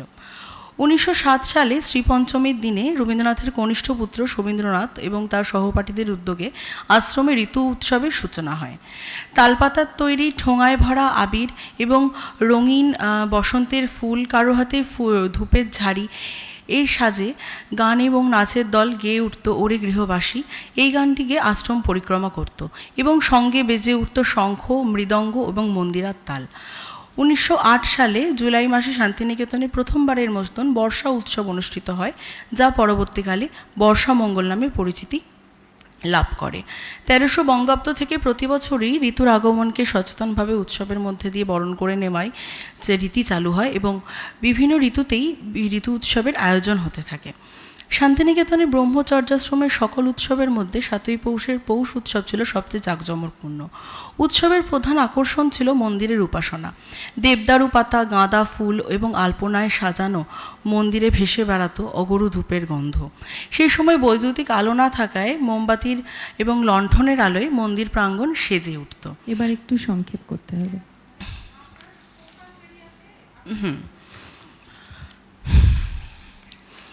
1918 সালে 22শে ডিসেম্বর শান্তিনিকেতনে ব্রহ্মচর্যাশ্রমের ইতিহাসে নতুন অধ্যায়ের সূচনা হয়। 1918 সালে বিশ্বভারতীর ভিত্তিপ্রস্তর স্থাপিত হয়। 1919 সালে দারিকবাড়িতে কলা ভবন এবং সঙ্গীত ভবনের শিক্ষা শুরু হয়, যা school of art and music নামে পরিচিত। পরবর্তীকালে 1921 সালে বিশ্বভারতীতে সঙ্গীত ও চিত্রকলা বিভাগে কলাভবন নামে পরিচিত এবং 1932 সালে বার্ষিক প্রতিবেদনেই প্রথমবার সঙ্গীত ভবন নামটির উল্লেখ পাওয়া যায়। 1919 থেকে 1932 সাল পর্যন্ত বিশ্বভারতীতে সঙ্গীত ও কলাবিদ্যা একসাথে শেখানো হতো। 1933 সালে সঙ্গীত ভবন স্বতন্ত্রভাবে সংগঠিত হয় এবং নির্দিষ্ট পাঠ্যক্রম অনুযায়ী কণ্ঠ, নৃত্য এবং যন্ত্রসঙ্গীতের শিক্ষা শুরু হয়। তখন থেকে বিভিন্ন দূর দূরান্ত থেকে ছেলেমেয়েরা এখানে সঙ্গীত শিক্ষার জন্য আসতে শুরু করে। 1944 সালে রবীন্দ্রনাথের গান, চিত্রকলা, রচনাবলী সংরক্ষণ এবং রবীন্দ্রসঙ্গীতের ধারাকে অক্ষুণ্ণ রাখার জন্য বিশ্বভারতী সঙ্গীত সমিতি গঠিত হয়। 1952 সালে সঙ্গীত ভবন দুটি ভাগে বিভক্ত হয়। এক হচ্ছে রবীন্দ্রসঙ্গীত, নৃত্য এবং শাস্ত্রীয় সঙ্গীত। 1960 সালের প্রতিবেদন অনুসারে সঙ্গীত ভবনের বিভাগের আবার সামান্য পরিবর্তন দেখা যায়। রবীন্দ্রসঙ্গীত, নৃত্য এবং শাস্ত্রীয় সঙ্গীত কণ্ঠ ও যন্ত্র। 1967-68 শিক্ষাবর্ষে প্রথমবারের মতন সঙ্গীত ভবনে 4 বছরের বিমিউজ ডিগ্রি কোর্স শুরু হয়। সেই সময় নিমাই চাঁদ বড়াল, যামিনী চক্রবর্তী বিভিন্ন অধ্যাপকেরা ক্লাস নিতেন। রবীন্দ্রসঙ্গীতের তালিম নিতেন শান্তিদেব ঘোষ, কণিকা বন্দ্যোপাধ্যায় প্রমুখ। 1999 সালে সঙ্গীত ভবনের প্রথমবার 3 বছরের বিমিউজ অনার্স কোর্স প্রবর্তিত হয়। পাশাপাশি 4 বছরের ডিপ্লোমা কোর্সটিও বহাল থাকে। সেই সময় হিন্দুস্তানি কণ্ঠসঙ্গীতের অধ্যাপক ছিলেন মোহন সিং খাঙ্গুরা, বাসবী মুখার্জি। 1999 সালে রবীন্দ্রসঙ্গীতের অধ্যাপিকা হিসেবে স্বস্তিকা মুখোপাধ্যায়, বুলবুল বসু, সংঘমিত্রা সেনগুপ্তের যোগদান ভবনকে আরও সমৃদ্ধ করে তোলে। রবীন্দ্রোত্তর যুগেও সঙ্গীত ভবনে রবীন্দ্র নির্দেশিত পথে যথাযথ পদ্ধতিতে সঙ্গীত ধারা অব্যাহতভাবে চলেছে। বসন্ত উৎসব, বর্ষামঙ্গল, 7ই পৌষ, বৃক্ষরোপণ, হলকর্ষণ, 15ই আগস্ট, কৃষ্ণ উৎসব, শারদ উৎসব প্রভৃতি উপলক্ষকে ঘিরে আজও সঙ্গীত ভবনের অধ্যাপক অধ্যাপিকারা আশ্রমের ছেলেমেয়েদের অজস্র গান যত্নের সাথে শিখিয়ে দেন। সঙ্গীত ভবনের শিক্ষা পদ্ধতি অন্য যে কোনো বিশ্ববিদ্যালয়ের থেকে যথেষ্ট স্বতন্ত্র। আর এই 12 মাসে 13 পার্বণের মহড়া পর্ব কোনো উৎসবের চেয়ে কোনো অংশে কম নয়। গুরু শিষ্যের এই প্রাচীন পরম্পরায় সঙ্গীত ভবনের শিক্ষাদান আজও একইভাবে প্রাণবন্ত এবং বহমান। ধন্যবাদ। অনেক ধন্যবাদ শুভ্রপর্ণা। পরবর্তী বক্তা Subhadra Kalyan Rana, post graduate student, department of English, Saint Xavier's college. Topic: Studying songs towards exploring the interpretation of the raga Khamaj in Tagore's songs. আমি সরাসরি আমার বক্তব্যে চলে যাচ্ছি। রবীন্দ্রনাথের গানে আমরা সবসময় দেখি ঐতিহ্য এবং সমকালীনতার সংযোগ। আমাদের দৃষ্টি বদলায় সময়ের সঙ্গে, আমার কথা নয়, টি.এস. এলিয়টের কথা। আজ যা সমকালীন, কাল তাই ঐতিহ্য। সুতরাং ঐতিহ্য নানা সমকালীনের সমন্বয়, ঐতিহ্য আবহমান। সমকালীনতা তাই হয়তো ঐতিহ্যের পরিপন্থী বা প্রতিপক্ষ নয়। শোভনলাল দত্তগুপ্ত বলেন, Tagore was a product of Indian tradition and Western modernity. রবীন্দ্রনাথের পাশ্চাত্য আধুনিকতা ঐতিহ্যকে কেন্দ্র করেই। এই প্রসঙ্গে, আধুনিকতা প্রসঙ্গে, টি.এস. এলিয়ট তার tradition and the individual talent প্রবন্ধে বলেন, someone's phone is ringing. Tradition and the individual talent প্রবন্ধে বলেন, the most individual parts of a poet's work may be those in which the dead poets are present. রাগের ব্যাকরণে, রাগের ভাবে ঐতিহ্য, প্রকাশ্যে রবীন্দ্রনাথের স্বাতন্ত্র্য। এবং এই রবীন্দ্রনাথের আধুনিকতা, কারণ এই ঐতিহ্যে যদুভট্টও রয়েছেন, রবীন্দ্রনাথের আগে যারা ছিলেন তারা প্রত্যেকেই রয়েছেন। এবং এর সবচেয়ে বড় উদাহরণগুলির একটি হচ্ছে রাগ খামাজ। আশিস লাহিড়ী তার the Cambridge companion to Rabindranath Tagore বইতে বলছেন, in particular, Tagore has been credited with special mastery of Bihag and Bhairavi because the immense variations of these ragas, particularly the latter, abound in his creations, as do the ragas Pilu and Khamaj. আমরা যদি দেখি রবীন্দ্রনাথের গানে খামাজ একটু ভিন্নভাবে প্রকাশ পায়। রবীন্দ্র ভাবনায় খামবাজের কথা বলতে গেলে প্রথমেই শ্যামা নৃত্যনাট্যের উল্লেখ এখানে করেছেন একজন। সেই নৃত্যনাট্যেই দুটি গান রয়েছে, ধরা সেজে দেয় নাই এবং দাঁড়াও কোথা চলো। আমরা দেখব খামবাজের যে প্রচলিত রূপ, যা আমরা তোমারই গেহে পালিছ স্নেহে বা বনে এমন ফুল ফুটেছে মান করে থাকা আজকে সাজে ইত্যাদি গানে পাই, এই দুটি গানে প্রাপ্ত খামাজের রূপ কিন্তু সম্পূর্ণ আলাদা। আমি একটু গেয়ে দেখাবো, যদিও সেটা কতখানি কার্যকর হবে আমার জানা নেই। খামবাজের প্রচলিত রাস্তা আমরা যদি দেখি তাহলে গম পদ নি সা নি ধা মা মা পা পা ধা গা মা গা। রবিশঙ্কর, আলী আকবর খান সাহেব দুজনেই এই রাস্তা ধরেই এগোন এবং যত খামাজের বন্দিশ আছে আমাদের হিন্দুস্তানি শাস্ত্রীয় সঙ্গীতে, সব জায়গাতেই দেখি গান্ধার পঞ্চমের আধিক্য। রবীন্দ্রনাথ গান্ধার পঞ্চমের জায়গায় ন্যাস্বর হিসেবে ব্যবহার করছেন মধ্যম এবং ধৈবতকে। মধ্যম এবং ধৈবত যদি ব্যবহৃত হয় তাহলে রাগ মাঝ খামাজ হয়, কিন্তু এক্ষেত্রে এই গানগুলো কিন্তু মাঝ খামাজে নয়। মাঝ খামাজে রবীন্দ্রনাথের গান আজি যত তারা তব আকাশে বা বাল্মীকি প্রতিভার ব্যাকুল হয়ে বনে বনে। মাঝ খামাজ রাগ নিয়ে আলোচনা এখন করব না, খামাজ নিয়েই আলোচনা করব। রবীন্দ্রনাথও গান্ধার পঞ্চমকেই ব্যবহার করেছেন, কিন্তু মধ্যম এবং ধৈবতের ছায়ায়। আমি একটু তুলনামূলক আলোচনায় যাব। আমরা প্রচলিত রূপে দেখি গাম পাধানি দা পাধানি নি সা পাধানি পা ধরে যাওয়া, কিন্তু রবীন্দ্রনাথের গানে গামানি ধামানি ধানি নি সা পঞ্চমকে তিনি কিন্তু সম্পূর্ণ অগ্রাহ্য করছেন না। কিন্তু যা আমি আমার একটা লেখায় বলেছি, মাঝখামাঝে মধ্যম ও ধৈবত দুই স্বতন্ত্র, তাদের অস্তিত্বের জন্য গান্ধার ও পঞ্চমের প্রয়োজন হলেও তাদের প্রাধান্যের জন্য নয়। এক্ষেত্রে আমি লেভিস্ট্রসের কথা বলবো এবং তাই দিয়েই আমার বক্তব্য শেষ করব। লেভিস্ট্রস মহাকাব্যের ক্ষেত্রে বলেছেন, আমি লেভিস্ট্রসের কথার ভাবানুবাদ করেছি, আমি সেইটি পড়ব। তাছাড়া লেভিস্ট্রসকে বোঝা খুব সহজ নয়। লেভিস্ট্রসের মতে, ক্লদ লেভিস্ট্রসের মতে, মহাকাব্য রচিত হয় কিছু গ্রস কনস্টিটিউয়েন্ট ইউনিটের সমন্বয়। এইগুলি আবারও কয়েকটি উপাদানের পারস্পরিক সম্পর্কের একটি সমবায়। মহাকাব্য রচনার ক্ষেত্রে এই সমবায়গুলি সমন্বিত করে ব্যবহার করা হয়, উপাদানগুলি আলাদাভাবে নয়। রাগের ক্ষেত্রেও ঠিক তাই। কোনো রাগে একটি স্বরবন্ধ কয়েকটি স্বরের সমষ্টি যা তাদের আভ্যন্তরীণ পারস্পরিক সম্পর্কের দ্বারা একত্রিত। এরকম কয়েকটি স্বরবন্ধের সময়নের মাধ্যমে আমরা পাবো কিছু স্বরসঙ্গতি যা নির্দিষ্ট একটি রাগের ক্ষেত্রে নির্দিষ্ট একটি রূপ গ্রহণ করে। মহাকাব্যে উপাদানগুলিকে একের অপরের সঙ্গে সম্পর্কযুক্ত করে সেই সমন্বয়গুলি নানান প্রকার সমবায় একত্রিত করার সঙ্গে গঠনগত সাদৃশ্য, স্ট্রাকচারাল সিমিলারিটি, গঠনগত সাদৃশ্য আছে একটি রাগের স্বরগুলিকে তাদের পারস্পরিক সম্পর্কের ভিত্তিতে কয়েকটি স্বরবন্ধে জড়ো করে নিয়ে সেই স্বরবন্ধগুলির সময়নের মাধ্যমে প্রাপ্ত স্বরসঙ্গতিগুলি একত্রিত করার। আমি যে আধুনিক কবিদের কথা উল্লেখ করলাম, এলিয়টের কথা উল্লেখ করেছি, বা আধুনিক কবিদের মধ্যে ছিলেন উইলিয়াম বাটলার ইয়েটস বা এজরা পাউন্ড, এদের সঙ্গে রবীন্দ্রনাথের কি খুব সুসম্পর্ক ছিল? নয়। উইলিয়াম বাটলার ইয়েটস সং অফারিংসের ভূমিকা লিখে দিয়েছিলেন, কিন্তু শেষ দিকে গালিগালাজ করেছেন রবীন্দ্রনাথকে ইংরেজি লিখতে পারে না, এটা কি কবিতা হয়েছে নাকি, ইত্যাদি অনেক কিছু। টি.এস. এলিয়টের তীর্থযাত্রী journey of the Magi Rabindranath অনুবাদ করেছিলেন ঠিকই, কিন্তু এলিয়ট নিজেকে ছাড়া আর কাউকে বড় কবি বলে কোনোদিন স্বীকার করেননি।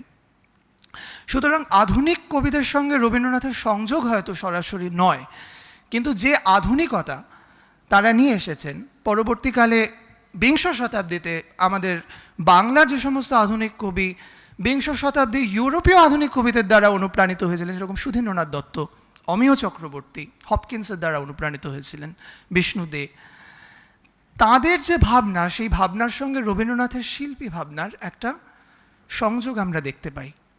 রবীন্দ্রনাথের আধুনিকতা এখানেই সার্থক, এবং এই খামবাজ রাগের যে ভাবনা, রবীন্দ্র ভাবনায় খামবাজের যে রূপ, তার মধ্যেই ধরা আছে রবীন্দ্রনাথের আধুনিকতা বিষয়ক চিন্তা বা রবীন্দ্রনাথের সমকালীনতার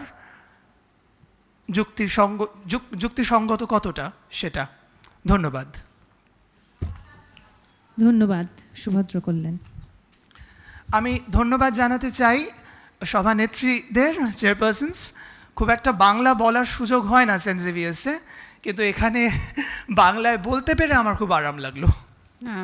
থ্যাংক ইউ সো মাচ সুভদ্র কল্যাণ, আপনি খুব সুন্দর বাংলা বললেন, ভালোই বললেন। আপনার পেপারটাও ইন্টারেস্টিং, আপনি একেবারে অনেক কিছু মিশিয়েছেন রবীন্দ্রনাথের। হ্যাঁ, রাগ প্রয়োগ রবীন্দ্রনাথের গানে, তো রবীন্দ্রসঙ্গীত বিভাগ ঐতিহ্যশালী বিভাগ, এখানে প্রত্যেকেই এই সম্বন্ধে মানে অনেক কিছু আমাদের জানিয়ে দিতে পারে।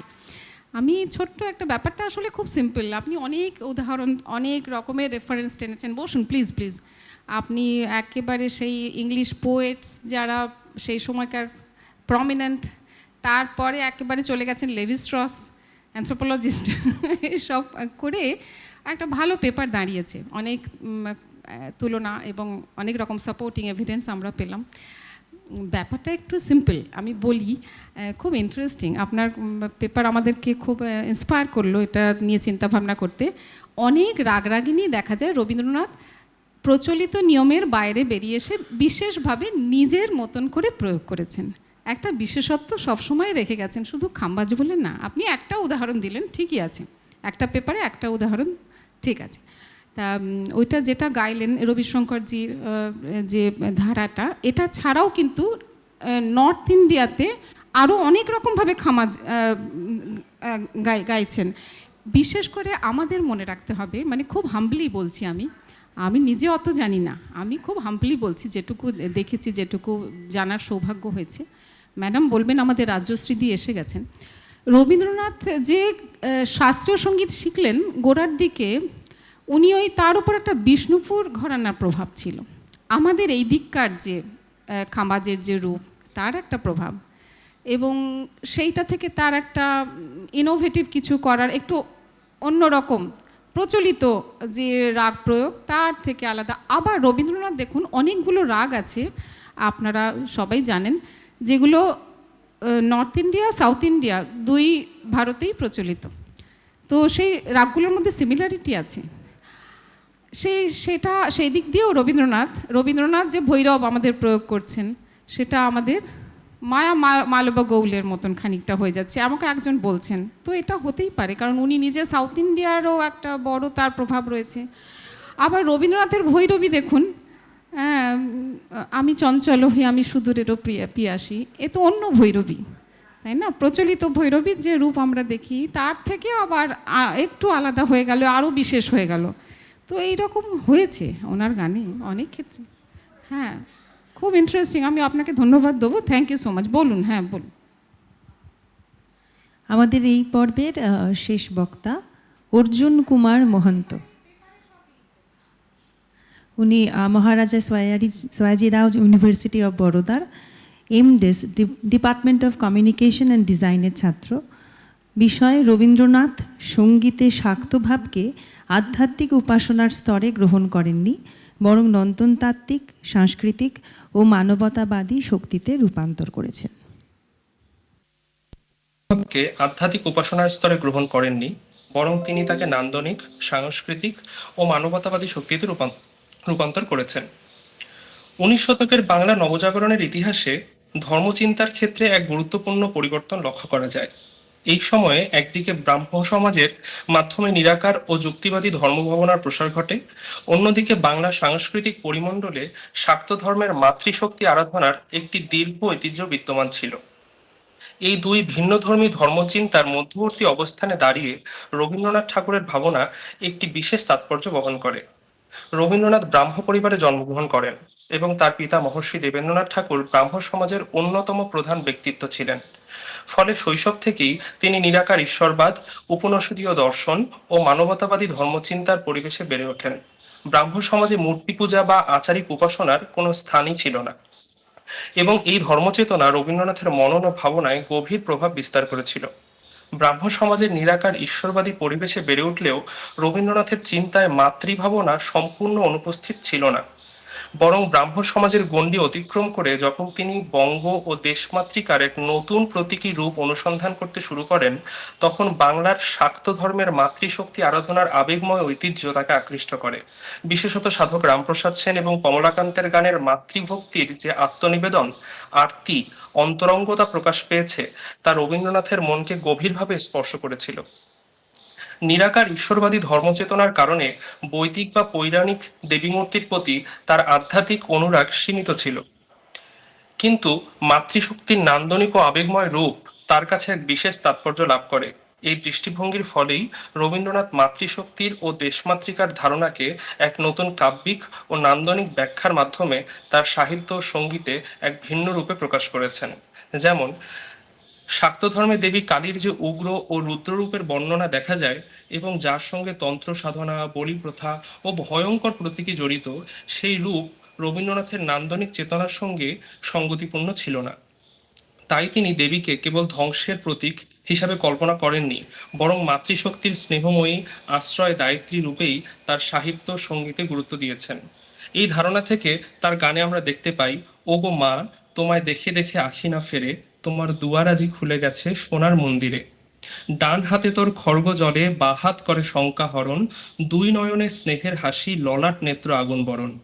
আবার সরস্বতীর বন্দনামূলক এক গানেও তিনি লিখেছেন, মধুর মধুর ধ্বনি বাজে, হৃদয় কমল বন মাঝে, নিভৃত বাসিনী বীণা পানি, অমৃত মূরতি মতি বাণী, হিরণ কিরণ ছবিখানি, পরাণের কোথা সে বিরাজে।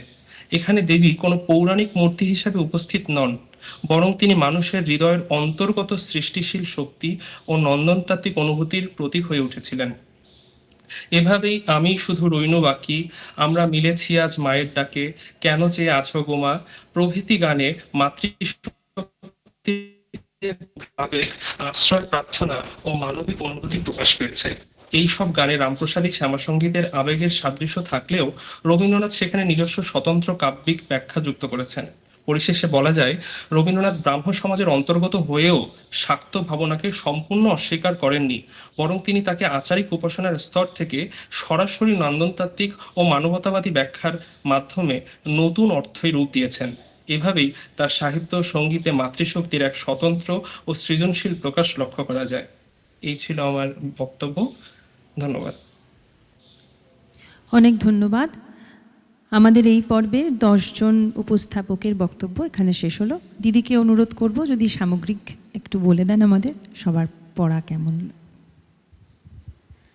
হ্যাঁ, অনেক ধন্যবাদ আপনাকে। আর শেষে যিনি বক্তব্য রাখলেন অর্জুন কুমার মহান্ত, তাকেও ধন্যবাদ জানাচ্ছি। একটি বিশেষ দিক সত্যি যেটা আমরা ভাবি না, যে তার সঙ্গীতে যে শাক্ত ভাবনা, আমরা বিশেষ করে ব্রহ্ম সমাজ যে ছিলেন তার অন্তর্গত ছিলেন এনারা, তাদেরকে নিরাকারের উপাসক হিসাবেই আমরা দেখি এবং সেভাবে ভাবি। তবে এই যে একটা শক্তির উপাসনার যে রূপটা তার গানে ফুটে উঠেছে, যেটা আমরা বলছি, বিশেষ করে যেটা আপনি আগে মেনশন করলেন, একটি রুদ্র রূপ, সেটা আসলে ওই একটা আমি যেটা আমরা বলছিলাম প্রথম দিকে পেপার প্রেজেন্টেশনের সময়, ডিমান্ড অফ দ্য টাইম।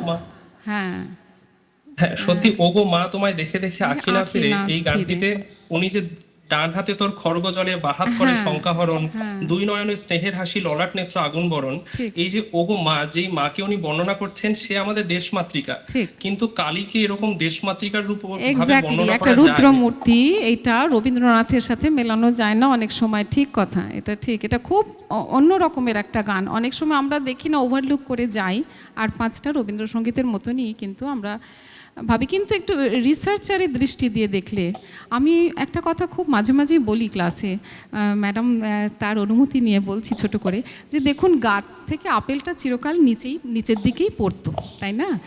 এমন নয় যে নিউটন আসার আগে আপেলটা ঝুলে থাকতো বা ওপর দিকে চলে যেত, নিচের দিকেই আসতো। কিন্তু রিসার্চারের দৃষ্টি দিয়ে তিনি দেখলেন, প্রশ্ন করলেন যে কেন, এবং তারপরে আমরা একটা বিরাট আবিষ্কার পেলাম, গ্র্যাভিটেশনাল ফোর্স, মাধ্যাকর্ষণ শক্তি আবিষ্কার হলো। এমন নয় যে মাধ্যাকর্ষণ শক্তি তার আগে ছিল না, কিন্তু তিনি তার চোখ দিয়ে অন্যরকম করে দেখলেন। তেমনি আপনি এটা পয়েন্ট আউট করেছেন। আমি একটা ছোট্ট সাধারণ পেপারের মধ্যে থেকে একটা অসাধারণ জিনিস আমি বলছি, যে এটা কিন্তু ভালো লাগলো, কারণ কি এটা একটা একেবারে অন্য ধরনের গান। রবীন্দ্রনাথ এই চিত্র তুলে ধরছেন দেশমাতৃকার ওই রুদ্র রূপ, এবং এটার একটা কারণ আছে। কারণ হচ্ছে যে ওই সময়ে এর প্রয়োজনীয়তা, এটা ডিমান্ড অফ দ্য টাইম বলে আমাদের একটা বিশেষ ব্যাপার আছে, জানেন? সেইটা মাঝে মাঝে একটা সময় একটা বিশেষ কিছু দাবি করে, যে এখন আমাদের এইটা চাই। তখন আমরা সে যেমনই রোমান্টিক কবিও তখন দেখবেন যে একটা রুদ্রমূর্তি গড়ে তোলার চেষ্টা করছেন, এটা অনেকটা সেরকমই হয়ে গেছে। তো খুব ভালো লাগলো। আর হ্যাঁ, এরপরে আমি বলছি দীর্ঘায়িত না করে, ম্যাডাম এসে গেছেন, হেড অফ দ্য ডিপার্টমেন্ট, তিনি বলবেন। এরপর আমাদের আরও যা সমস্ত ফর্মালিটিসগুলো আছে করব। আপনি ফুল পেপারটি রাখুন এবং এনারা পাবলিশ করবেন। এর মধ্যে দিয়ে আমরা বাদবাকি আপনাদের সবার যা বক্তব্য এবং ডিটেলিং যেটা আছে রিসার্চে, সেগুলো সব আমরা জানতে পারবো।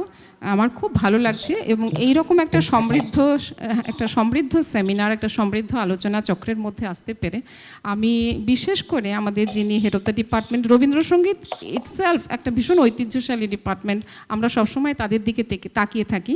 তার মধ্যে এখন আছেন অত্যন্ত আমাদের গুণী মানুষ রাজশ্রীদি, তিনি হঠাৎ ফোন করে আমায় ডাকলেন, এবং আমি খুব আনন্দ পাই এখানে আসতে পেরে।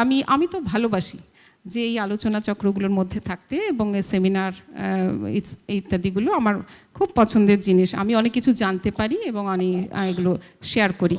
তো এই একটু ধন্যবাদ দিয়ে এবং সকলকে একটা বিশেষ অভিনন্দন জানিয়ে আমি বলবো যে আপনাদের দুদিনে যে আলোচনা চক্র, আমি তো দেখতে পাচ্ছি খুবই সফল, খুব সাকসেসফুল। আপনারা সবাই যুক্ত থাকুন, বিভাগের সাথে যুক্ত থাকুন, এবং পেপারগুলো কাইন্ডলি আপনারা লিখবেন। এইটাকে একটা আমরা যেটা বলি যে একটা রাউন্ড ফর্মে আমাদের কমপ্লিট করতে হবে, লুজ এন্ডস রেখে দিলে হবে না। সেইটা একটা বিশেষ অনুরোধ আমার তরফ থেকে থাকবে। আর রাজশ্রীদি এবং তার যে হোল টিম, আমি দেখতে পাচ্ছি খুবই ব্রাইট রবীন্দ্রসঙ্গীতের যে নিউ টিম, সেইটা তারা রয়েছেন, টিচিং ফ্যাকাল্টি রয়েছেন এবং স্টুডেন্টস রয়েছেন, স্কলার্স রয়েছেন, আমার পাশে রয়েছেন খুব মিষ্টি একজন আমাদের ম্যাডাম। তাকে এদের সবাইকে ধন্যবাদ, অশেষ কৃতজ্ঞতা এবং অভিনন্দন জানিয়ে আমি আমার বক্তব্য শেষ করছি। আজকের সেশনটা দিদির অনুমতি ক্রমে আমরা এখানেই শেষ করতে চাই। এর পরের ফর্মালিটিস রয়েছে, ওনারা ঘোষণা করবেন। Thank you. অশেষ ধন্যবাদ দিদিকে, এত সুন্দর করে বললেন। সবারই একটা ইন্সপিরেশনের জায়গা তৈরি হয়ে গেল। এবার আমাদের যে শেষ অংশটা, আমরা সার্টিফিকেটগুলো দেব এই পর্যায়ে যারা উপস্থাপন করেছেন তাদেরকে। দিদিকে অনুরোধ করব, দিদি প্লিজ আসুন। আমি নাম ডাকছি, আপনারা একে একে চলে আসুন। কলি ব্যানার্জি, শ্রেয়সী ব্যানার্জি,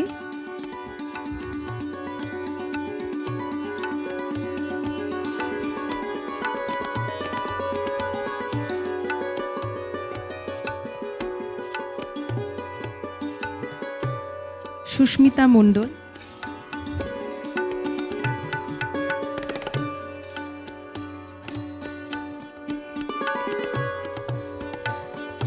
দিদি আপনি প্লিজ আসুন, দিদি দিদি প্লিজ আসুন।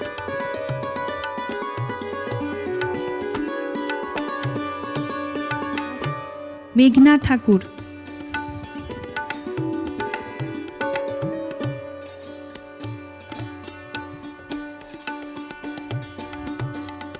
পুষ্পিতা অধিকারী,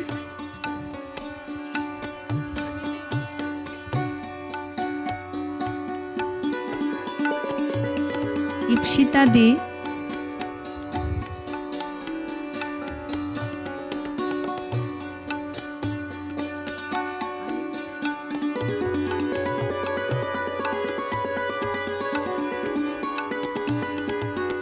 শুভান্বিতা দত্ত,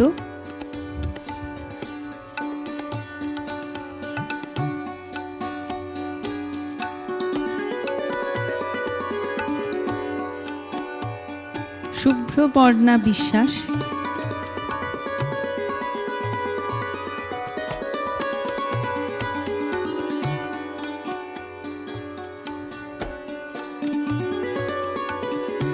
এবং সুভদ্র কল্যাণ রানা।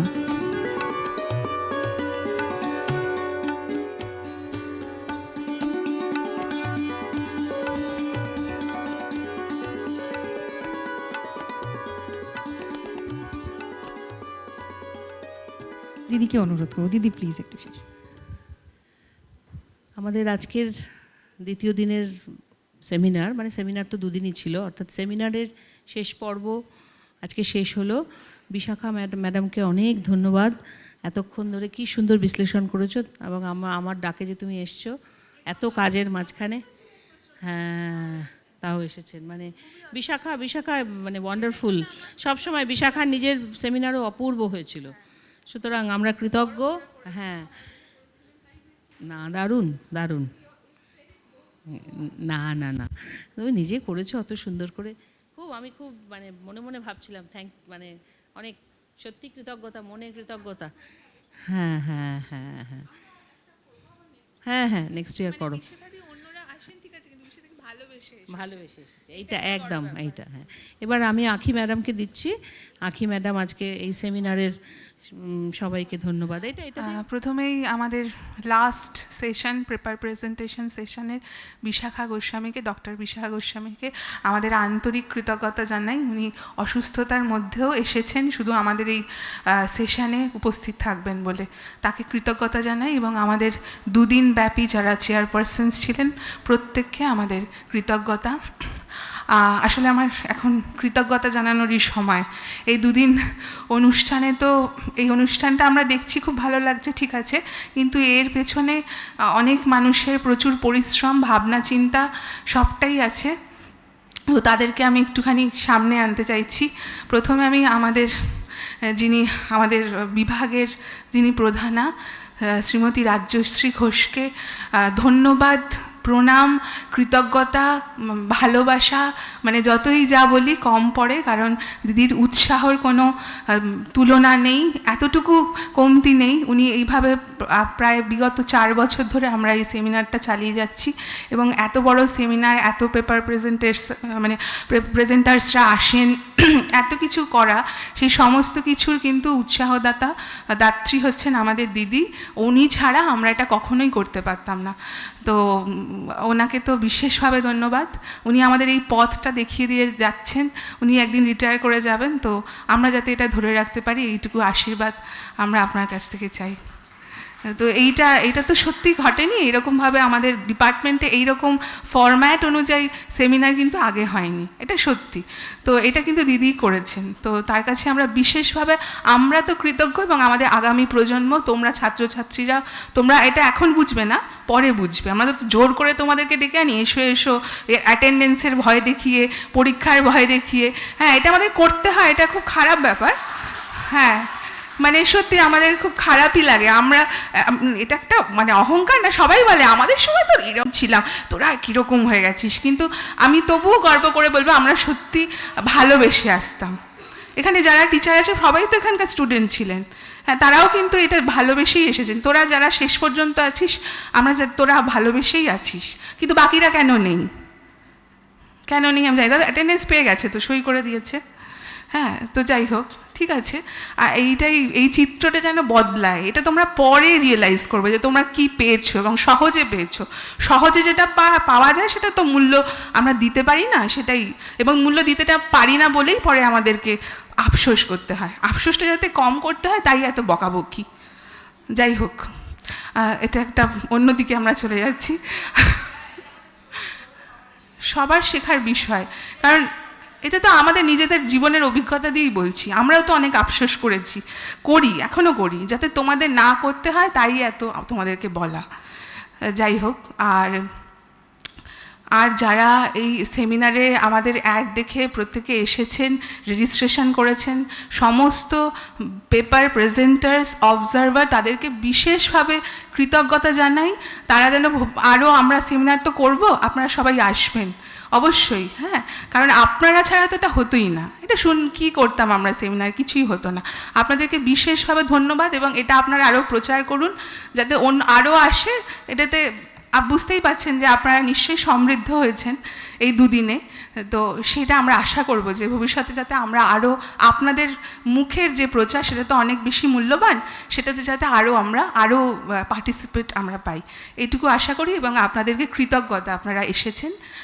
আর আমাদের বিভাগের যত শিক্ষক শিক্ষিকারা আছেন তাদের প্রত্যক্ষ পরোক্ষ সাহায্য এটা ভোলা না। বিশেষ করে কুশনিদির কথা আমি বলবো, কুশনি সরেন, এই যে স্টেজ যে আপনারা সাজানোটা দেখছেন, হ্যাঁ এটা বিশেষভাবে বলতে চাই, কুশনিদি কিন্তু ভীষণ পারফেকশনিস্ট, সমস্ত কিছু ভাবনা চিন্তা করে করেন। এটা শেখার বিষয়। এইটা করতে এটা একদিন সময় লেগেছে, একদিন না, মানে একটা বেলা, কিন্তু এটার পেছনে ভাবনাটা কিন্তু দীর্ঘ, ঠিক আছে। এবং এই জিনিসগুলোকে অ্যারেঞ্জ করা, এই যে এতদিনের ভাবনা, এটার একটা পরিশ্রম আছে, এটা একটা মূল্য আছে, তো তাকে আমাদের কৃতজ্ঞতা জানাই। এবং ছাত্রছাত্রীরা যে তোমরা এইটাতে, দিদি তো আর একা পারতেন না, ওনার ভাবনাটাকে তোমরা এক্সিকিউট করতে সাহায্য করেছো, তাই তোমাদেরকে ধন্যবাদ, স্নেহ, ভালোবাসা। তোমরা এইভাবেই এগিয়ে যাও, এইভাবে পাশে থাকো, তোমরা ছাড়া তো আমাদের গতি নেই, ঠিক আছে। তো তোমাদেরকে কি বলবো, তোমরা এইভাবেই আরও এগিয়ে যাও। তোমাদের প্রতি আমাদের স্নেহ আরও বেড়ে যায়, আরও আশীর্বাদ তোমরা আমাদের কাছ থেকে পাও এই কারণে, এবং সেটা যেন বজায় রাখতে পারো সেটাই দেখো। আর আমি আমাদের অতিথি শিক্ষক ডক্টর অভিজিৎ মজুমদারকে বিশেষভাবে ধন্যবাদ জানাই। একটু হাততালি হোক। তার কারণ হচ্ছে যে অনেক কিছু বিষয় অভিজিৎ প্রচুর পরিশ্রম করে, অনেক, মানে সেগুলো আমি ডিটেলে যাব না, কিন্তু যেটা নতুন, যেটা সংযোজন হয়েছে অ্যাবস্ট্রাক্ট বুক, এটা কিন্তু পুরোটা ওর কৃতিত্ব। যে বাইন্ডিং করেছে তাকে আবার কি কৃতিত্ব দেবো, সে তো টাকা পেয়েছে, তার কোনো কৃতিত্ব নেই, তার নামও করছি না, কারণ যে ডিজাইনটা করা এবং সমস্ত লেখাকে সাজানো, কি লাগবে, সমস্ত কিছু ওর পরিশ্রম, এটা মানে ওর ভাবনা প্রসূত, এবং সেটাকে আমরা সবাই একমত হয়েছি, এবং সেটাকে ও এক্সিকিউট করেছে দিন রাত জেগে। তো তাকে বিশেষ ধন্যবাদ জানাই। যাদেরকে আমরা অতিথি হিসেবে পেয়েছি বাংলাদেশ থেকে, খায়রুল আনাম শাকিল, একজন বিগ স্টার, আমরা তো ফ্যান ওনার, কিন্তু ওনাকে সহজে এইভাবে শোনা, চঞ্চল খান তো আগে এসেছেন, তাকে শোনাটা কিন্তু ভাগ্যের ব্যাপার। আমার কাছে তো, আমি তো ভীষণ, মানে আমার গায়ে কাঁটা দিচ্ছিল কালকে, হ্যাঁ, এটা আমার কাছে একটা বিশাল প্রাপ্তি এইভাবে শোনা। তার জন্য সুকান্তকে, doctor Sukanta Chakraborty, double PhD, খুব জ্ঞানী মানুষ, এবং সত্যি মানে এটা আমাদের কাছে একটা বড় প্রাপ্তি যে সুকান্ত ডিপার্টমেন্টকে, ও আমাদের ডিপার্টমেন্ট থেকে বেরিয়ে গেছে, মানে পাশ করে গেছে এবং পিএইচডিও করেছে, কিন্তু এখনও ডিপার্টমেন্টকে প্রচণ্ড ভালোবাসে। দুদিন টানা ও এখানে ছিল, অনেক রকমভাবে আমাদেরকে সাহায্য করেছে। আজকে আমরা যে অভিঘোষ যখন বেরিয়ে যাচ্ছেন, আমাদের পেপার প্রেজেন্টেশন ছিল, কেউ ছিলাম না, কিন্তু সুকান্ত, এটা মানে ওর, এটা আমি আলাদা করে বললে হয়তো অত ছোটো করা হবে, কিন্তু ও খুব ভালোবাসে ডিপার্টমেন্টকে। এই ভালোবাসাটাই আমরা চাই। তোমার কাছে আমাদের ভালোবাসা এবং কৃতজ্ঞতা জানাই, এইভাবেই পাশে থেকো। আর দুর্বাদিকে অনেক ধন্যবাদ। দুর্বাদির একটা নিজের ভাবনা, সেই ভাবনাগুলো আমাদের এক্সিকিউশন আমরা করেছি এই সেমিনারে। ব্রততী, হ্যাঁ, প্রত্যেকের কিছু না কিছু কি বলবো, না নিজের কথা আমি কি আর বলবো, না ঠিক আছে।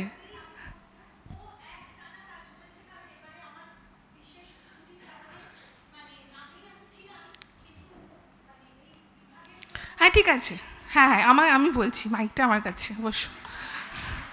আর আমি ডক্টর গার্গী দাসবক্সী দিদিকে অত্যন্ত ধন্যবাদ জানাই। আমরা অনেক কিছুতে দিদি এই যে সার্টিফিকেট লেখা থেকে শুরু করে অনেক কিছু, আমরা যে মেমেন্টো, এটাও একটা নব সংস্করণ বলা যায়, নবপ্রকরণ।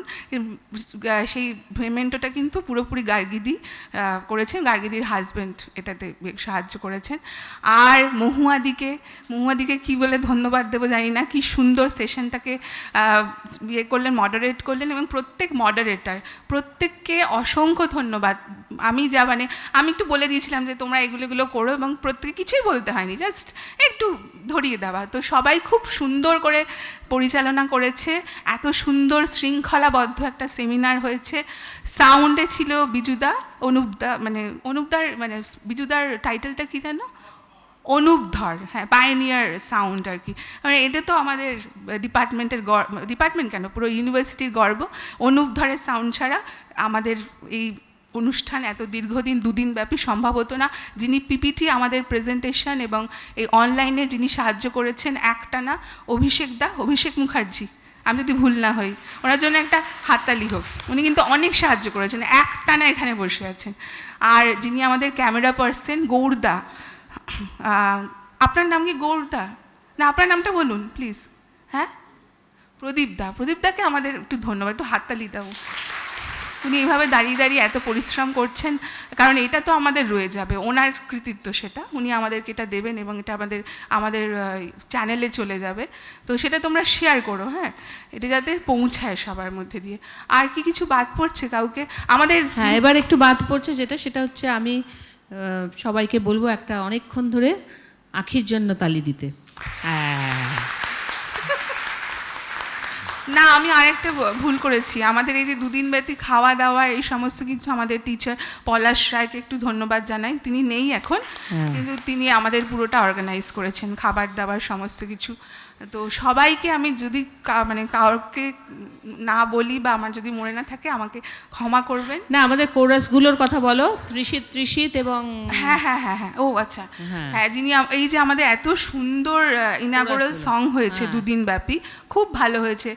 তো সেই গানগুলো যারা পরিচালনা করেছেন, তৃষিত চৌধুরী, দেবশ্রী নন্দী, এদের দুজনকে ধন্যবাদ, কৃতজ্ঞতা, হাততালি দাও।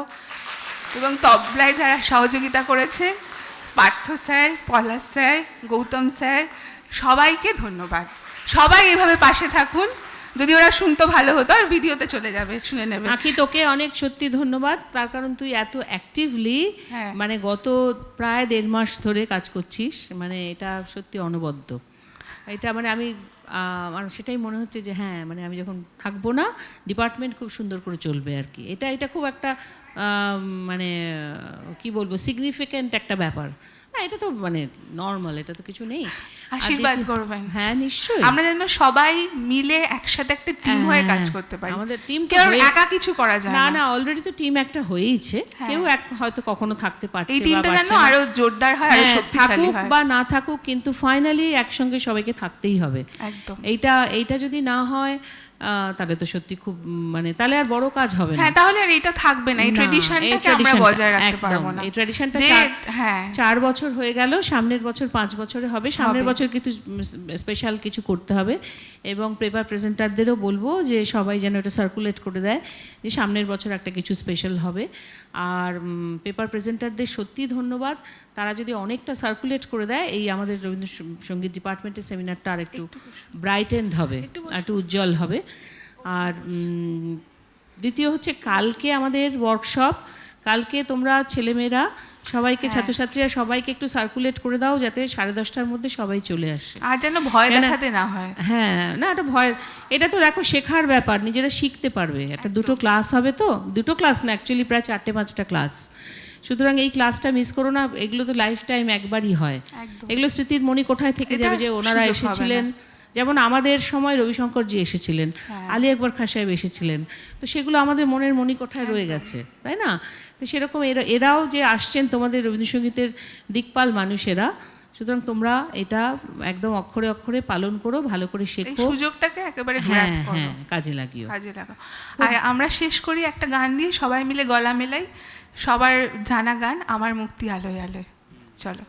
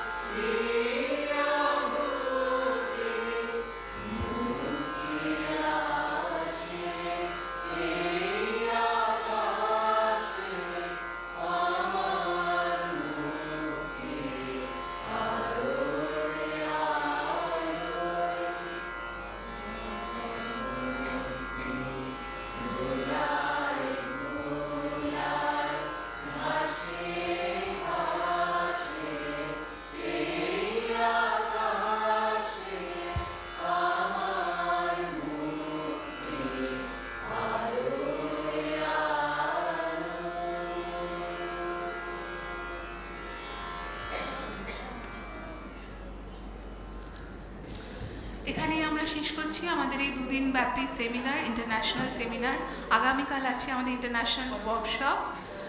সবাই 11টার মধ্যে পৌঁছে যাবে।